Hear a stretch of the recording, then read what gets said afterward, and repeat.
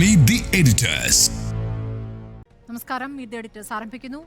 മദ്യനയ അഴിമതി കേസിൽ ദില്ലി മുഖ്യമന്ത്രി അരവിന്ദ് കെജ്രിവാൾ ഇഡി കസ്റ്റഡിയിൽ തുടരും. ഏപ്രിൽ 1 വരെ 4 ദിവസത്തേക്കാണ് ദില്ലി റോസ് അവന്യൂ കോടതി കസ്റ്റഡി നീട്ടിയത്. കസ്റ്റഡിയെ കേജ്രിവാൾ എതിർത്തില്ല. തന്നെ കുടുക്കാനാണ് ഇഡിയുടെ ശ്രമമെന്ന് കേജ്രിവാൾ കോടതിയിൽ പറഞ്ഞു. ഡോക്ടർ അരുണിലേക്കാണ്. ഡോക്ടർ അരുൺ, ഇപ്പോൾ കോടതിയിൽ നടന്ന കാര്യങ്ങൾ, അതിനുശേഷം വന്ന തീരുമാനം എന്താണ് തോന്നുന്നത്?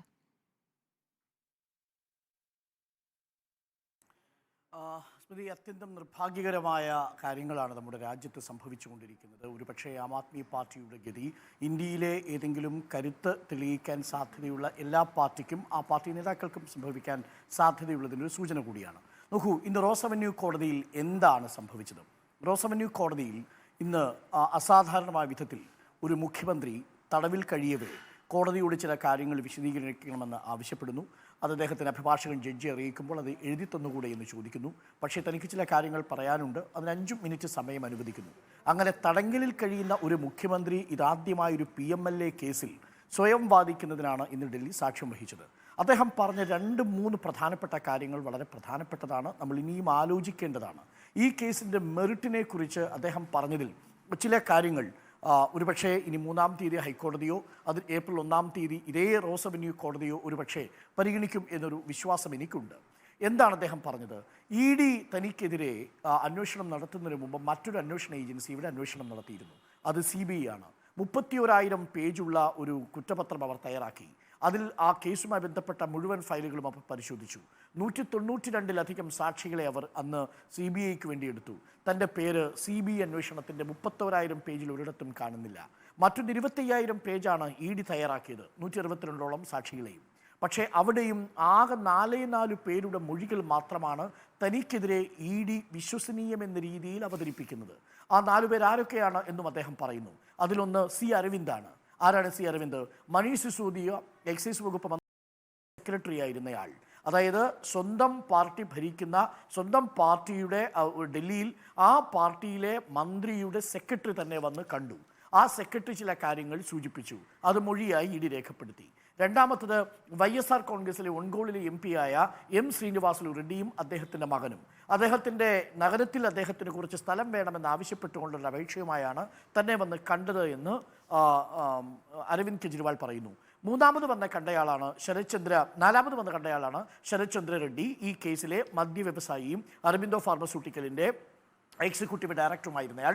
അയാൾ തന്നെയാണ് താൻ അറസ്റ്റിലായതിനു ശേഷം 55 കോടി രൂപ BJPക്ക് നൽകുകയും ചെയ്തിരിക്കുന്നത്. ഇതാണ് ഇന്ന് റോസ് അവന്യൂ കോടതിയിൽ നടത്തിയ പ്രധാന വെളിപ്പെടുത്തൽ. എന്നിട്ട് അദ്ദേഹം പറയുന്നു, 2 ലക്ഷ്യത്തോടു കൂടിയാണ് ED തന്നെ വട്ടമിട്ട് പറക്കുന്നത്. അതിലൊന്ന്, ആം ആദ്മി പാർട്ടിക്ക് എതിരെ അഴിമതിയുടെ ഒരു പുകമറ, സ്മോക്ക് സ്ക്രീൻ സൃഷ്ടിക്കണം. ആ പുകമറ സൃഷ്ടിച്ചതിന് ശേഷം ഈ സ്കാമിൽ തങ്ങൾ ഇൻവോൾവ് ആണ്, അഴിമതി വിരുദ്ധ ആശയത്തിൽ നിന്ന് രൂപം കൊണ്ട ആം ആദ്മി പാർട്ടി ഒരു അഴിമതി കേസിൽ ഉൾപ്പെട്ടിരിക്കുന്നുവെന്ന് പുകമറ സൃഷ്ടിച്ച് ഈ മദ്യനയ അഴിമതി കേസിൽ തങ്ങൾ ഉൾപ്പെട്ടിരിക്കുന്നുണ്ട് എന്ന് വരുത്തി തീർക്കാൻ ED ശ്രമം നടത്തുന്നു. രണ്ടാമത്തത്, വളരെ വലിയ രീതിയിലുള്ളൊരു കൊള്ളയടിക്കലിനുള്ള ശ്രമമാണ് ഇവിടെ നടത്തിയിരിക്കുന്നത്. അതാണ് ശരത്ചന്ദ്ര റെഡ്ഡി ഈ കേസിൽ താൻ അറസ്റ്റിലാകുമ്പോൾ 55 കോടി രൂപ BJPക്ക് ഇലക്ട്രൽ ബോണ്ട് വഴി നൽകി എന്ന വളരെ പ്രധാനപ്പെട്ട ഒരു ആരോപണവും ഉന്നയിച്ചിരിക്കുന്നത്. അപ്പോൾ ഇന്ന് റോസ് അവന്യൂ കോടതിയിൽ ഇദ്ദേഹം പറഞ്ഞതനുസരിച്ച് ഒരുപക്ഷെ കസ്റ്റഡി കാലാവധി നീട്ടിക്കിട്ടണമോ വേണ്ടയോ എന്ന കാര്യത്തിലുള്ള വാദമായിരുന്നില്ല അദ്ദേഹം അവതരിപ്പിച്ചത്. ഈ കേസിൻ്റെ മെറിറ്റിലേക്ക് കടന്ന് അദ്ദേഹം ചില കാര്യങ്ങൾ പറയുകയാണ്. ഇവിടെയാണ് നമുക്ക് ഭയമുണ്ടാവുന്നത്. PMLA ആക്ടിൻ്റെ ഡ്രാക്കോണിയൻ പ്രൊവിഷൻസ് ഉപയോഗിച്ചുകൊണ്ട് ജാമ്യം നിഷേധിക്കാൻ കഴിയുമെന്നത് ഉപയോഗിച്ചുകൊണ്ട് പ്രോസസ് ഈസ് പണിഷ്മെൻറ്റ്, ഒരു നടപടിക്രമം തന്നെ ശിക്ഷയായി മാറുന്ന ഒരു സാഹചര്യം വീണ്ടും സൃഷ്ടിക്കപ്പെടുന്നു എന്നുള്ളതാണ്. 0.42% മാത്രം കൺവിക്ഷൻ റേറ്റുള്ള 0.42% മാത്രം 5060 കേസുകളിൽ 24 കേസുകൾ മാത്രം ശിക്ഷിക്കപ്പെട്ട EDയുടെ കേസ് ചരിത്രത്തിൽ PMLA ആക്ടിൻ്റെ പല്ലുപയോഗിച്ചുകൊണ്ട് വീണ്ടും അരവിന്ദ് കെജ്രിവാളിനെ എത്ര കാലം വേണമെങ്കിലും EDക്ക് കസ്റ്റഡിയിൽ സൂക്ഷിക്കാൻ സാധിക്കും. അതാണ് നമ്മൾ മനീഷ് സിസോദിയുടെ കാര്യത്തിൽ സംഭവിച്ചത്. രണ്ടാമത് സഞ്ജയ് സിംഗിൻ്റെ കാര്യത്തിൽ കണ്ടത്, കവിതയുടെ കാര്യത്തിൽ കാണുന്നത്, ഇപ്പോൾ ഇത് അരവിന്ദ് കെജ്രിവാളിൻ്റെ കാര്യത്തിൽ സാധിക്കുന്നത്. ഈ തെരഞ്ഞെടുപ്പിൽ പ്രചരണത്തിന് അരവിന്ദ് കെജ്രിവാളിൻ്റെ സാന്നിധ്യമില്ലാതാക്കുക എന്നതാണ് EDയുടെ പ്രധാനപ്പെട്ട ലക്ഷ്യം. ലക്ഷ്യം എന്ന് പറഞ്ഞാൽ ഈ കുറ്റകൃത്യത്തിനും അപ്പുറത്തേക്ക് ഒരു രാഷ്ട്രീയ ലക്ഷ്യത്തിലേക്ക് ഇ ഡി മാറിയിരിക്കുന്നു. അതെങ്ങനെയാണ് ആം ആദ്മി പാർട്ടിയെ ബാധിക്കാൻ പോകുന്നത്?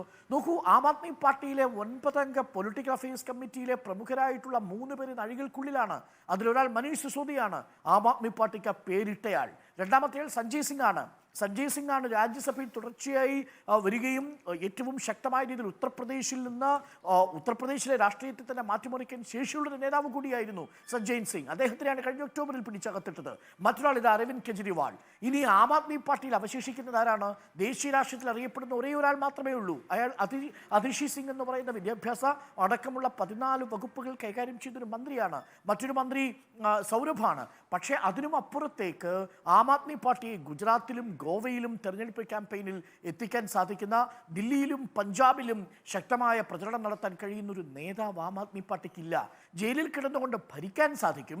പക്ഷേ അൺഫോർച്ചുനേറ്റ്ലി, വളരെ നിർഭാഗ്യവശാൽ ഈ തെരഞ്ഞെടുപ്പ് പ്രചരണ രംഗത്ത് നിന്നും ആം ആദ്മി പാർട്ടിയുടെ നേതാവായ 3 നേതാക്കളെയാണ് വിലക്കിയിരിക്കുന്നത്. 3 നേതാക്കൾക്കാണ് അത് സാധിക്കാതെ പോകുന്നത്. ഇവിടെയാണ് നീതി അകലെയോ എന്ന ചോദ്യത്തിന് ഒരു പ്രാധാന്യമുള്ളത്. ഞാൻ മനസ്സിലാക്കുന്നത് ഇ ഡി അവരുടെ കുറ്റാന്വേഷണ സംവിധാനത്തിൻ്റെ ഭാഗമായിട്ടുള്ള PMLA ആക്ട് ഉപയോഗിച്ചുകൊണ്ടുള്ള നീതി നിർവഹണത്തിനും അപ്പുറത്തേക്ക്, അന്വേഷണത്തിനും അപ്പുറത്തേക്ക് ഒരു രാഷ്ട്രീയ ലക്ഷ്യത്തിലേക്ക് കൂടി കടക്കുന്നു. അങ്ങനെ ഒരിക്കൽ കൂടി പ്രോസസ് ഈസ് പണിഷ്മെൻറ്റ്, ഒരു നടപടിക്രമം തന്നെ ശിക്ഷയായി മാറുന്ന രീതിയിൽ, അതൊരു പൊളിറ്റിക്കലായിട്ടുള്ള ഒരു നടപടിക്രമമായി മാറുന്ന രീതിയിൽ, പ്രതിപക്ഷത്തെ രാഷ്ട്രീയമായി ദുർബലപ്പെടുത്തുന്ന രീതിയിൽ അത് പരിണമിച്ചിരിക്കുന്നു എന്നതാണ് ഏറ്റവും നിർഭാഗ്യകരമായ കാര്യം. ഇനി തുടരെ 2 കാര്യങ്ങൾക്കേ സാധ്യതയുള്ളൂ. ഒന്ന്, ഒരു പക്ഷേ ഹൈക്കോടതി ഇതിൽ ഇടപെടുക. ഹൈക്കോടതി ഇടപെടുന്നതിനോടൊപ്പം തന്നെ തെരഞ്ഞെടുപ്പ് കമ്മീഷനും ഈ വിഷയത്തിൽ ഇടപെടുക. തെരഞ്ഞെടുപ്പ് കമ്മീഷനോട് ഹൈക്കോടതി എന്തെങ്കിലും അഭിപ്രായം ആരായുകയാണെങ്കിൽ ഒരുപക്ഷെ തെരഞ്ഞെടുപ്പ് കമ്മീഷൻ പറയുന്ന നിലപാട് വളരെ പ്രധാനപ്പെട്ടത്. പക്ഷേ അത് വളരെ വിദൂരമായൊരു സാധ്യതയാണ് നിലവിലുള്ള ഒരു സാഹചര്യത്തിൽ. രണ്ടാമത്തത്, ഹൈക്കോടതിക്ക് ഇത് ഇടപെടുന്നതിനുള്ള പരിമിതിയുണ്ട്. കാരണം ഇ ഡി PMLA ആക്ട് പ്രകാരം ഈ ജഡ്ജിക്ക് ബോധ്യപ്പെടണം പ്രഥമ ദൃഷ്ട്യാ കേസ് നിലനിൽക്കില്ല എന്ന്. 100 കോടി രൂപയുടെ അഴിമതി, അതിൽ തന്നെ 4 പേരുടെ മൊഴികൾ, ഗോവയിലെ പ്രവർത്തകരുടെ മൊഴികൾ, ഇതൊക്കെയാണ് ഇ ഡി ചൂണ്ടിക്കാട്ടുന്നതെങ്കിൽ ഈ റിസ്ക് എടുക്കാൻ ഹൈക്കോടതി ജഡ്ജി തയ്യാറാകുമോ എന്നുള്ളതാണ്. അങ്ങനെ അല്ലെങ്കിൽ ഒരുപക്ഷെ 1-ാം തീയതി കസ്റ്റഡി കാലാവധി അവസാനിച്ചാൽ വീണ്ടും കസ്റ്റഡി കാലാവധി തുടരാനായിട്ട് ഇ ഡി ആവശ്യപ്പെടും. റോസ് അവന്യൂ കോടതിക്ക് അത് തയ്യാറാകേണ്ടി വരും. അങ്ങനെ വന്നാൽ തുടർ ദിവസങ്ങളിലേക്ക് അത് പോകുമെന്നുള്ളതാണ്. അപ്പോൾ ഇതിലൊരു ജുഡീഷ്യൽ ഇൻ്റർവെൻഷൻ ആവശ്യമുണ്ട്. ആ റിസ്ക് ഏത് ജഡ്ജി ഏറ്റെടുക്കുമെന്നതും പ്രധാനപ്പെട്ട ചോദ്യമാണ്. അതല്ലെങ്കിൽ സംഭവിക്കാൻ പോകുന്നത്, ഇന്ത്യൻ ഭരണഘടനയിലൂടെ 230B പ്രകാരം ദില്ലിയുടെ ഭരണം രാഷ്ട്രപതിയിലേക്ക് പോകാനുള്ള സാധ്യതയും തള്ളിക്കളയാൻ കഴിയില്ല.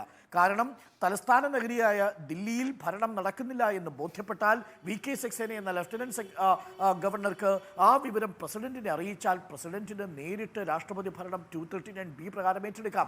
ഇപ്പോൾ അങ്ങനെ ഒരു ഭരണഘടനാ പ്രതിസന്ധിയുണ്ടെന്ന് വരുത്താനായിരുന്നു BJPയുടെ ശ്രമം. പക്ഷേ ഹൈക്കോടതിയിൽ ആദ്യത്തെ അറ്റംപ്റ്റ് നിലനിന്നിട്ടില്ല. പക്ഷേ ഇനി വരുന്ന ദിവസങ്ങളിലും ആ ശ്രമമായിരിക്കും നടക്കുക. ആ അർത്ഥത്തിൽ ആം ആദ്മിയെ പൊളിറ്റിക്കലി സ്റ്റെയിൽമേറ്റ് ആക്കുക, ചെക്ക്മേറ്റ് ആക്കുക എന്നതാണ് പ്രധാനപ്പെട്ട ഒരു ലക്ഷ്യമായി ഇ ഡി ഇപ്പോൾ ലക്ഷ്യമിടുന്നത്. അതുകൊണ്ട് തന്നെ നീതി അകലെയാണോ എന്ന ചോദ്യത്തിന് ഇപ്പോൾ നിലവിൽ ഇന്ന് റോസ് അവന്യൂ കോടതിയിൽ സംഭവിച്ചതും ഹൈക്കോടതിയിൽ സംഭവിച്ചുമായ കാര്യങ്ങളെ മുൻനിർത്തിക്കൊണ്ട് നീതി ഇപ്പോഴും അകലെയാണ് എന്നേ നമുക്ക് പറയാൻ സാധിക്കൂ. സ്മൃതി, ശരി. MP നികേഷ് കുമാർ, നോക്കൂ, പൊളിറ്റിക്സ് അടുത്ത ഘട്ടത്തിലേക്ക് നീങ്ങുകയാണ് എന്നുള്ളതാണ് നമ്മൾ ഏറ്റവും പ്രധാനമായും മനസ്സിലാക്കേണ്ടത്. ഇപ്പോൾ ആം ആദ്മി പാർട്ടിയുടെ 3 പ്രമുഖ നേതാക്കളെ, സഞ്ജയ് സിംഗ് ആയിക്കൊള്ളട്ടെ, മനീഷ് സിസോദിയ ആയിക്കോട്ടെ, ഇപ്പോൾ അരവിന്ദ് കെജ്രിവാൾ ആയിക്കൊള്ളട്ടെ, ജയിലിലായിക്കഴിഞ്ഞിരിക്കുന്നു. ഇനിയിപ്പോൾ അവർ ഇന്ന് ജയിൽ മോചിതമാകുമെന്നൊന്നും നമ്മൾ ആരും വിശ്വസിച്ചിരുന്നില്ല. ജയിൽ മോചിതമാകാനും പോകുന്നില്ല. PMLA കേസിൽ അങ്ങനെയൊന്നും ഒരു കോടതിയും ജാമ്യം നൽകുന്നത് നമ്മൾ കണ്ടിട്ടില്ല.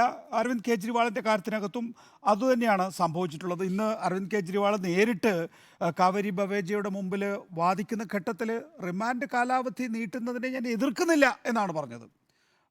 മാത്രമല്ല, അത് എതിർത്തിട്ട് കാര്യമില്ല എന്നറിയുന്നത് കൊണ്ട് രാഷ്ട്രീയമായ ചില കാര്യങ്ങൾ അരവിന്ദ് കെജ്രിവാൾ കോടതിയിൽ പറഞ്ഞു എന്ന് മാത്രമേ ഉള്ളൂ. ഇപ്പോൾ അരുണിപ്പോൾ പറഞ്ഞ് നിർത്തിയെടുത്തുന്നത് ഞാൻ തുടങ്ങാം. നോക്കൂ, ഇന്ന് നമ്മൾ എത്തി നിൽക്കുന്ന ഘട്ടം ഏതാണ് എന്നുള്ളതാണ്. നേരത്തെ ചൂണ്ടിക്കാണിച്ച പോലെ 239B പ്രകാരം പ്രോപ്പർ അഡ്മിനിസ്ട്രേഷൻ നടക്കുന്നില്ല എങ്കിൽ പ്രസിഡന്റിന് ടേക്ക് ഓവർ ചെയ്യാം എന്നുള്ള ആ ഒരു ക്ലോസിൽ ഡൽഹി സർക്കാരിനെ സ്വാഭാവികമായും പിരിച്ചുവിട്ടുകൊണ്ട് പ്രസിഡന്റ് അധികാരം ഏറ്റെടുക്കാൻ പോവുകയാണ് എന്ന നിലയിലേക്കാണ് കാര്യങ്ങൾ എത്തി നിൽക്കുന്നത്. ഫോർ 239B ഇങ്ങനെയാണ് പറയുന്നത്, four proper administration of the union territory പ്രസിഡന്റിന് ടേക്ക് ഓവർ ചെയ്യാം എന്നുള്ളത്. സാധാരണഗതിയിൽ ഒരു ഫുൾ സംസ്ഥാനമായിട്ടുള്ള കേരളം പോലുള്ള സംസ്ഥാനങ്ങൾക്ക് 356 ഉപയോഗിക്കേണ്ടതുപോലെ അതുപോലെ അത്രയും ബുദ്ധിമുട്ട് യഥാർത്ഥത്തിൽ ഈ 239B പ്രകാരം രാഷ്ട്രപതിക്ക് അവിടെ ഭരണം ഏൽക്കാം എന്നുള്ളതാണ്. രാഷ്ട്രപതിക്ക് ഭരണം ഏൽക്കാം എന്ന് പറയുമ്പോൾ നിയമസഭയെ സസ്പെൻഡ് ചെയ്ത് നിർത്തിയാൽ മതി. സ്വാഭാവികമായിട്ടും ഇപ്പോൾ ഒരു ചോദ്യം വരാൻ പോകുന്നത് എന്താ വെച്ചാൽ, മോഡൽ കോഡ് ഓഫ് കോണ്ടക്റ്റ് നിലനിൽക്കുന്ന കാലഘട്ടത്തിൽ അങ്ങനെ ഒരു രാഷ്ട്രപതി ഭരണം ഏർപ്പെടുത്തും. നോക്കൂ, മോഡൽ കോഡ് ഓഫ് കോണ്ടക്റ്റ് നിലനിൽക്കുന്ന ഘട്ടത്തിൽ തന്നെയാണ് അരവിന്ദ് കെജ്രിവാളിനെ അറസ്റ്റ് ചെയ്തിരിക്കുന്നത്. അപ്പോൾ അറസ്റ്റ് ചെയ്ത് ജയിലിൽ നിന്ന് ഭരിക്കാൻ തീരുമാനിച്ച സ്ഥിതിക്ക്, പ്രത്യേകിച്ച് ദില്ലി ഒരു രാജ്യ തലസ്ഥാനമാണ് എന്നുള്ളതുകൊണ്ട് പ്രോപ്പർ അഡ്മിനിസ്ട്രേഷന് വേണ്ടി യൂണിയൻ ടെറിട്ടറി പ്രസിഡന്റ് ഏറ്റെടുക്കുന്നു എന്ന നിലയിലേക്ക് കാര്യങ്ങൾ എത്തും എന്നാണ് കരുതേണ്ടത്. ഈ 239 സംബന്ധിച്ച് ഇപ്പോൾ ആഭ്യന്തര വകുപ്പിലെ ഉദ്യോഗസ്ഥർ ആശയവിനിമയം തുടങ്ങിയിട്ടുണ്ട്. അതുകൊണ്ട് തന്നെ റെസൊല്യൂഷൻ വരുന്നത് വരെ നിയമസഭ സസ്പെൻഡ് ചെയ്യുകയും രാഷ്ട്രപതി ഭരണം ഏറ്റെടുക്കാനുള്ള സാധ്യതയുമാണ് കാണുന്നത്. ഇന്ന് ലഫ്റ്റനന്റ് ഗവർണർ VK സക്സേന അദ്ദേഹത്തിൻ്റെ സ്റ്റേറ്റ്മെൻറ്റിൽ പറയുന്നത് ജയിലിലിരുന്ന് ഭരിക്കാനാകില്ല എന്നാണ്. സക്സേന നിയമോപദേശം എടുത്തിട്ടുണ്ട്.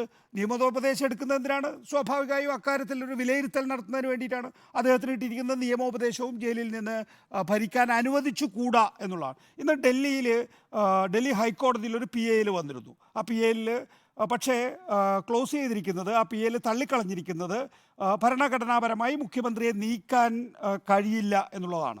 പക്ഷേ അങ്ങനെയാണ് എന്ന് പറയുമ്പോൾ തന്നെ ഡൽഹി ഹൈക്കോടതി കുറച്ച് വിശദമായി ആ വിഷയം കേട്ടിട്ടുണ്ട്. അതിനകത്ത് ഡൽഹി ഹൈക്കോടതി ചോദിക്കുന്ന ചോദ്യം ജുഡീഷ്യൽ ഇൻ്റർഫിയറൻസിന് സ്കോപ്പുണ്ടോ എന്നാണ്, ഒരു ചോദ്യമായി ഉയർത്തുകയാണ്. ഞങ്ങൾ ഇന്ന് പത്രത്തിൽ വായിച്ചു ലഫ്റ്റനൻറ്റ് ഗവർണർ വിഷയം പരിശോധിക്കുകയാണ് എന്ന്. അങ്ങനെ ആണെങ്കിൽ വിഷയം രാഷ്ട്രപതിയുടെ അടുത്തേക്ക് പോകും. അതൊരു വ്യത്യസ്ത വിങ്ങാണ്. പ്രായോഗിക ബുദ്ധിമുട്ട് വരുമെന്ന് ഞങ്ങൾ മനസ്സിലാക്കുന്നു. എന്ന് വെച്ചാൽ ഈ ഡൽഹി മുഖ്യമന്ത്രി ജയിലിലിരുന്ന് ഭരിക്കുന്ന കാര്യമായിരിക്കാം ഒരുപക്ഷെ ജഡ്ജി ഉദ്ദേശിച്ചിട്ടുണ്ടാവുക. ഏതായാലും ലഫ്റ്റനൻറ്റ് ഗവർണർ പ്രസിഡന്റിന് ഗൈഡൻസ് കൊടുക്കാൻ, ലഫ്റ്റനൻറ്റ് ഗവർണറിനോ പ്രസിഡന്റിനോ ഗൈഡൻസ് കൊടുക്കാൻ ഞങ്ങൾ ആളല്ല, എക്സിക്യൂട്ടീവ് ബ്രാഞ്ചാണ് പ്രസിഡന്റ് റൂൾ ഇമ്പോസ് ചെയ്യുന്നത് എന്ന് പറഞ്ഞു വെക്കുന്നു. അപ്പോൾ കെജ്രിവാളിന് തുടരുന്നതിൽ ലീഗൽ ബാർ ഇല്ല എന്ന് പറയുമ്പോൾ തന്നെ, if there is any constitutional failure, the president or governor will act on it എന്ന് ഖണ്ഡിതമായി പറയുന്നുണ്ട് ദില്ലി ഹൈക്കോടതി എന്നുള്ളത് നമ്മൾ കാണേണ്ടതാണ് എന്നുള്ളതാണ്. അപ്പോൾ കോടതി രാഷ്ട്രപതിയുടെ ഇടപെടൽ പ്രെഡിക്റ്റ് ചെയ്യുന്നുണ്ട് എന്നാണ് നമ്മൾ ഈ വാക്കാലുള്ള പരാമർശങ്ങളിലൂടെ കാണേണ്ടത്. നമുക്ക് ഇവിടെ എന്താ പൊളിറ്റിക്സ് രൂപപ്പെടുന്നത്? ഞാൻ വ്യക്തിപരമായി തന്നെയും ഈ നരേന്ദ്രമോദി ചെയ്യുന്നത് ഒരു രാഷ്ട്രീയ വിഡ്ഢിത്തമാണോ എന്ന് സംശയിച്ചിട്ടുള്ള ആളാണ്. പക്ഷേ അതിനപ്പുറത്തേക്ക് നരേന്ദ്രമോദി ലക്ഷ്യം വെക്കുന്നത് ഒരു ദില്ലി സർക്കാരിനെ മാത്രമല്ല എന്നാണ് കാണേണ്ടത്. ഈ അടുത്ത ദിവസങ്ങളിൽ, ഇപ്പം ഒരു 3-4 ദിവസങ്ങളിൽ നമ്മൾ പ്രധാനമായി ശ്രദ്ധിക്കേണ്ടത് വടക്കേ ഇന്ത്യയിലെ മുഴുവൻ സർക്കാരുകളെയും BJP ലക്ഷ്യം വെക്കുന്നു എന്നുള്ളതാണ്. 3 സംസ്ഥാനങ്ങളിലെ ഭരണം നമുക്ക് എടുത്തു നോക്കാം. അതിലൊന്നു മാത്രമാണ് ഡൽഹിയിൽ സ്വാഭാവികമായിട്ട് നമ്മൾ നേരത്തെ ചൂണ്ടിക്കാണിച്ചു, അരവിന്ദ് കെജ്രിവാൾ, സഞ്ജയ് സിംഗ്, മനീഷ് സിസോദിയ. അതിൽ ഏറ്റവും പ്രമുഖരായിട്ടുള്ള 2 നേതാക്കളും സഞ്ജയ് സിംഗിനെയാണ് ഇപ്പോൾ അറസ്റ്റ് ചെയ്തിരിക്കുന്നത്. ആം ആദ്മി പാർട്ടി തന്നെ ഇപ്പോൾ എങ്ങനെയാണ് മുന്നോട്ട് പോകുന്നതെന്ന് നമുക്കറിയാവുന്നതാണ്. അതിന് അരവിന്ദ് കെജ്രിവാളിന് വേണ്ടി സംസാരിക്കുന്നത് ഇപ്പോൾ അരവിന്ദ് കെജ്രിവാളിൻ്റെ ഭാര്യ ആയിരിക്കുന്നു എന്നുള്ള ഒരു പാർട്ടി വക്താവിനെ പോലും നിയോഗിക്കാൻ കഴിയുന്നില്ല. രണ്ടാമത്തേത് ഹിമാചൽ പ്രദേശാണ്. ഹിമാചൽ പ്രദേശിൽ സുഖു സർക്കാരിൻ്റെ ഒപ്പമുണ്ടായിരുന്ന 9 MLA-മാരെ ഇതിനകം തന്നെ അടർത്തിയെടുത്ത് കഴിഞ്ഞിരിക്കുന്നു. അവിടെ ബൈ ഇലക്ഷൻ നടന്നുകൊണ്ടിരിക്കുകയാണ്. ഈ 9 ഇടങ്ങളിലും BJP ജയിക്കുകയോ അല്ലെങ്കിൽ അതിൽ ഭൂരിപക്ഷം സീറ്റുകളിൽ BJP ജയിക്കുകയോ ചെയ്താൽ ഉണ്ടാകാവുന്ന പ്രത്യാഘാതം എന്ന് പറയുന്നത് സുഖു സർക്കാരിനെ നീക്കം ചെയ്യാൻ കഴിയും എന്നുള്ളതാണ്. മറ്റൊന്ന് പഞ്ചാബിലാണ്. ഇന്ന് പഞ്ചാബിലെ ഏക ആം ആദ്മി പാർട്ടി MP BJP-യിൽ ചേർന്ന ദിവസമാണ്. മാത്രമല്ല അവിടെ മുഖ്യമന്ത്രി ഭഗവന്ത് മാൻ പറയുന്നത് എന്താണെന്നറിയാമോ? അവിടുത്തെ MLA-മാരെ ചാക്കിടാൻ BJP ഇതിനകം തന്നെ ശ്രമം തുടങ്ങിയിരിക്കുന്നു എന്നുള്ളതാണ്. അപ്പോൾ പഞ്ചാബ് ആയിക്കൊള്ളട്ടെ, ഹിമാചൽ പ്രദേശ് ആയിക്കോട്ടെ, ഡൽഹി ആയിക്കൊള്ളട്ടെ, BJP-യുടെ ഒരു ടോട്ടൽ ഒരു വടക്കേ ഇന്ത്യയെ മുഴുവൻ കീഴടക്കാനുള്ള സ്കീമിലേക്ക് ഈ 3 സംസ്ഥാനങ്ങൾ വന്നിരിക്കുന്നു എന്നുള്ളത്. അതുകൊണ്ട് അരവിന്ദ് കെജ്രിവാളിൻ്റെ അറസ്റ്റ് മാത്രമായിട്ടോ അല്ലെങ്കിൽ ആ രാഷ്ട്രീയ പാർട്ടിയെ ഇല്ലായ്മ ചെയ്യുക എന്നതിലോ അപ്പുറത്തേക്ക് വടക്കേ ഇന്ത്യയിൽ പൂർണ്ണമായും സ്വാധീനമുണ്ടാക്കുക എന്ന BJP-യുടെ മറ്റൊരു പ്രധാനപ്പെട്ട സ്കീമിലാണ് നമ്മളിപ്പോൾ എത്തിയിരിക്കുന്നത് എന്നുള്ളതാണ്. നോക്കൂ, നേരത്തെ ചൂണ്ടിക്കാണിച്ച പോലെ മനീഷ് സിസോദിയ, സഞ്ജയ് സിംഗ് അവരെ അറസ്റ്റ് ചെയ്തിരിക്കുന്നു. ഇവിടെ പ്രധാനമായും നമ്മൾ കാണേണ്ട ഒരു കാര്യം എന്ന് വെച്ചാൽ, അങ്ങനെ ചെയ്യുമ്പോൾ ഇതിനകത്തൊരു തിരിച്ചടി ഉണ്ടാകില്ലേ എന്നുള്ള സംശയം നമുക്കൊക്കെ ഉണ്ടാകുന്നതാണ്. BJP ഇന്നത്തെ നിലയിൽ അതിൻ്റെ പീക്കിലാണ് നിൽക്കുന്നത്. എന്ന് വെച്ചാൽ ബി ജെ പി ലോകത്തൊരു രാഷ്ട്രീയ പാർട്ടിയുടെ, ഒരുപക്ഷേ ചൈനീസ് കമ്മ്യൂണിസ്റ്റ് പാർട്ടിയുടെ ഒക്കെ ആധിപത്യം നമുക്കറിയാം എന്നതല്ലാതെ ഈ പറയുന്ന ഒരു ബൂർഷ്വാ ജനാധിപത്യത്തിൽ നിൽക്കുന്ന രാജ്യങ്ങളിൽ എവിടെയും തന്നെയും ഈ തരത്തിലുള്ളൊരു അപ്രമാദിത്വം യഥാർത്ഥത്തിൽ, ഇപ്പോൾ ഉദാഹരണത്തിന് നമുക്കറിയാവുന്ന അമേരിക്കയിലോ അല്ലെങ്കിൽ യൂറോപ്യൻ രാജ്യങ്ങളിലെ ഏതെങ്കിലും ഒരു ജനാധിപത്യത്തിൽ ഒരു രാഷ്ട്രീയ പാർട്ടിക്ക് ഇത്രയധികം മുഴുവൻ സംവിധാനങ്ങളും കൈപ്പിടിയിൽ ഒതുങ്ങിയ മറ്റൊരു സംവിധാനം ഉണ്ടാവുമോ? നോക്കൂ, ഇവിടുത്തെ മുഴുവൻ വ്യവസായികളും യഥാർത്ഥത്തിൽ ബി ജെ പിയോടൊപ്പമാണ്. ഇവിടുത്തെ മുഴുവൻ മാധ്യമങ്ങളും ഏത് തരത്തിൽ ജനാധിപത്യ സംവിധാനത്തെ അട്ടിമറിച്ചാലും അത് ചാണക്യതന്ത്രമായി വാഴ്ത്താൻ വേണ്ടി തയ്യാറായി നിൽക്കുകയാണ്. ആ ഘട്ടത്തിലാണ് ബി ജെ പി ഒരുപക്ഷെ വടക്കേ ഇന്ത്യയെ പൂർണ്ണമായും കീഴടക്കുന്നതിന് വേണ്ടിയും ഒപ്പം തന്നെ ഈ ആം ആദ്മി പാർട്ടി എന്ന് പറയുന്ന ഉയർന്നു വരുന്ന ഒരു രാഷ്ട്രീയ സംവിധാനത്തെ ഇല്ലായ്മ ചെയ്യുന്നതിന് വേണ്ടിയും ശ്രമം നടക്കുന്നത് എന്നുള്ളതാണ്. ഇവിടെ നമ്മൾ കാണേണ്ടത് ജർമ്മനി, അമേരിക്ക, ആംനസ്റ്റി ഇൻ്റർനാഷണൽ, ഈ രണ്ട് രാജ്യങ്ങളും ആംനസ്റ്റി ഇൻ്റർനാഷണൽ എന്ന് പറയുന്ന സംവിധാനവും യഥാർത്ഥത്തിൽ ഇതിനെ ചോദ്യം ചെയ്യുന്നുണ്ട് എന്നുള്ളത് നമ്മൾ കാണേണ്ടതാണ്. പക്ഷേ അത് ഏതെങ്കിലും തരത്തിൽ നരേന്ദ്രമോദിക്ക് ബുദ്ധിമുട്ടുണ്ടാക്കുന്ന രീതിയിലാകുന്നില്ല എന്നുള്ളതും നമ്മൾ മനസ്സിലാക്കേണ്ടതാണ്. അവരുടെ ഡിപ്ലോമാറ്റിനെ സമൻ ചെയ്യിപ്പിച്ചിട്ടുണ്ട് എങ്കിൽ തന്നെയും നരേന്ദ്രമോദി അതൊന്നും വലിയ തരത്തിൽ ഒരു വിഷയമായി, അതായത് ഒരു ഇൻ്റർനാഷണൽ വിഷയമാകുന്നുണ്ട് എന്ന് കാണുന്നില്ല എന്നുള്ളത്. അവരുടെ ആവശ്യം ഇത്രയേ ഉള്ളൂ: നീതിപൂർവമായ അന്വേഷണം, സുതാര്യത, സമയപരിധിക്കുള്ളിൽ ഈ കാര്യങ്ങൾ തീർക്കണം എന്നുള്ള ഈ മൂന്ന് കാര്യങ്ങൾ നമുക്കറിയാവുന്നതാണ്. ഗുജറാത്ത് കലാപത്തെ തുടർന്ന് അമേരിക്കയും യൂറോപ്യൻ രാജ്യങ്ങളും ഒക്കെ തന്നെയും നരേന്ദ്രമോദിക്ക് വിസ അനുവദിക്കാത്ത സാഹചര്യം പോലുള്ള, പിന്നീട് നരേന്ദ്രമോദിയെ ആ രാജ്യങ്ങൾ അവരുടെ ഇലക്ട്രൽ പ്രചരണത്തിന് വേണ്ടി പോലും ഉപയോഗിച്ചിട്ടുണ്ട്. അതുകൊണ്ട് അതൊക്കെ എത്ര കണ്ട് ഉണ്ടാകുമെന്ന് നരേന്ദ്രമോദിയെ സംബന്ധിച്ചിടത്തോളം വ്യക്തമായി അറിയാവുന്നതാണ്. അതുകൊണ്ട് തന്നെ ആ നിലയിലുള്ള ഒരു സമ്മർദ്ദവും നരേന്ദ്രമോദിക്ക് ഇന്നില്ല എന്നാണ് കാണേണ്ടത്. പക്ഷേ കേവല ഭൂരിപക്ഷം അടുത്ത ലോക്സഭാ തെരഞ്ഞെടുപ്പിൽ ബി ജെ പിയെ സംബന്ധിച്ചിടത്തോളം, എൻ ഡി എയെ സംബന്ധിച്ചിടത്തോളം ഒരു കേവല ഭൂരിപക്ഷത്തിലേക്ക് പോകുന്ന ഒരവസ്ഥ ഉണ്ടാകണം എന്നുള്ളതാണ്. നരേന്ദ്രമോദി, ഞാൻ വിചാരിക്കുന്നത് ഇപ്പോഴും ഒരു ഹിന്ദു ബൈനറിയിൽ നരേന്ദ്രമോദിക്ക് ജയിക്കാനാകും എന്നുള്ള പ്രതീക്ഷ തന്നെയാണുള്ളത്. അതിൻ്റെ അടിസ്ഥാനത്തിൽ തന്നെയാണ് അദ്ദേഹം സ്ട്രാറ്റജി സൃഷ്ടിക്കുന്നത്. പക്ഷേ ആ സ്ട്രാറ്റജി സൃഷ്ടിക്കുമ്പോൾ ഇവിടെ അരവിന്ദ് കെജ്രിവാൾ എന്ന് പറയുന്ന രാഷ്ട്രീയ നേതാവിനെ ബ്ലോക്ക് ചെയ്യുക എന്നുള്ളത് വളരെ പ്രധാനപ്പെട്ട ഒരു തന്ത്രമായി നരേന്ദ്രമോദി കരുതുന്നു. കാരണം ഹിന്ദിയിൽ നരേന്ദ്രമോദിയെ അതിജീവിക്കുന്ന രീതിയിലുള്ള ഒരു വാഗ്ധോരണി സാധ്യമാവുക ഇന്നത്തെ രാഷ്ട്രീയത്തിൽ അരവിന്ദ് കെജ്രിവാളിന് മാത്രമാണെന്നുള്ളത് നമ്മൾ കഴിഞ്ഞ ദിവസം ചർച്ച ചെയ്തു. ദില്ലി അസംബ്ലിയിലൊക്കെ തന്നെയും അരവിന്ദ് കെജ്രിവാൾ നടത്തുന്ന പ്രസംഗങ്ങൾ കഴിഞ്ഞ 2014 എന്ന് ഞാൻ ഓർക്കുന്നില്ല. വാരണസിയിൽ അരവിന്ദ് കെജ്രിവാൾ മത്സരിച്ചത് 14 മത്സരിക്കുന്നു. അപ്പോൾ അതിൽ നിന്ന് 14 നിന്ന് വളരെ വ്യത്യസ്തമായ രീതിയിൽ അരവിന്ദ് കെജ്രിവാളിന് മുന്നോട്ട് പോകാൻ സാധിച്ചിട്ടുണ്ട് എന്നുള്ളത് നമുക്ക് കാണാവുന്ന. ഏതായാലും ഇപ്പോൾ നമ്മൾ കാണേണ്ടത്, ഈ സമീപ ദിവസങ്ങളിൽ കാണേണ്ടത് രാഷ്ട്രീയം എന്ന് പറയുന്നത്, പഞ്ചാബിൽ അകാലിദളുമായിട്ട് സഖ്യം ചേരാൻ സാധിച്ചിട്ടില്ല, തമിഴ്നാട്ടിൽ അണ്ണാ ഡി എം കെയുമായി സഖ്യം ചേരാൻ സാധിച്ചിട്ടില്ല, ഒഡീഷയിൽ ബി ജെ ഡിയുമായി സഖ്യം ചേരാൻ സാധിച്ചിട്ടില്ല, ഹരിയാനയിലെ JJP-യുമായിട്ടുള്ള സഖ്യം തകർന്നു കഴിഞ്ഞിരിക്കുന്നു.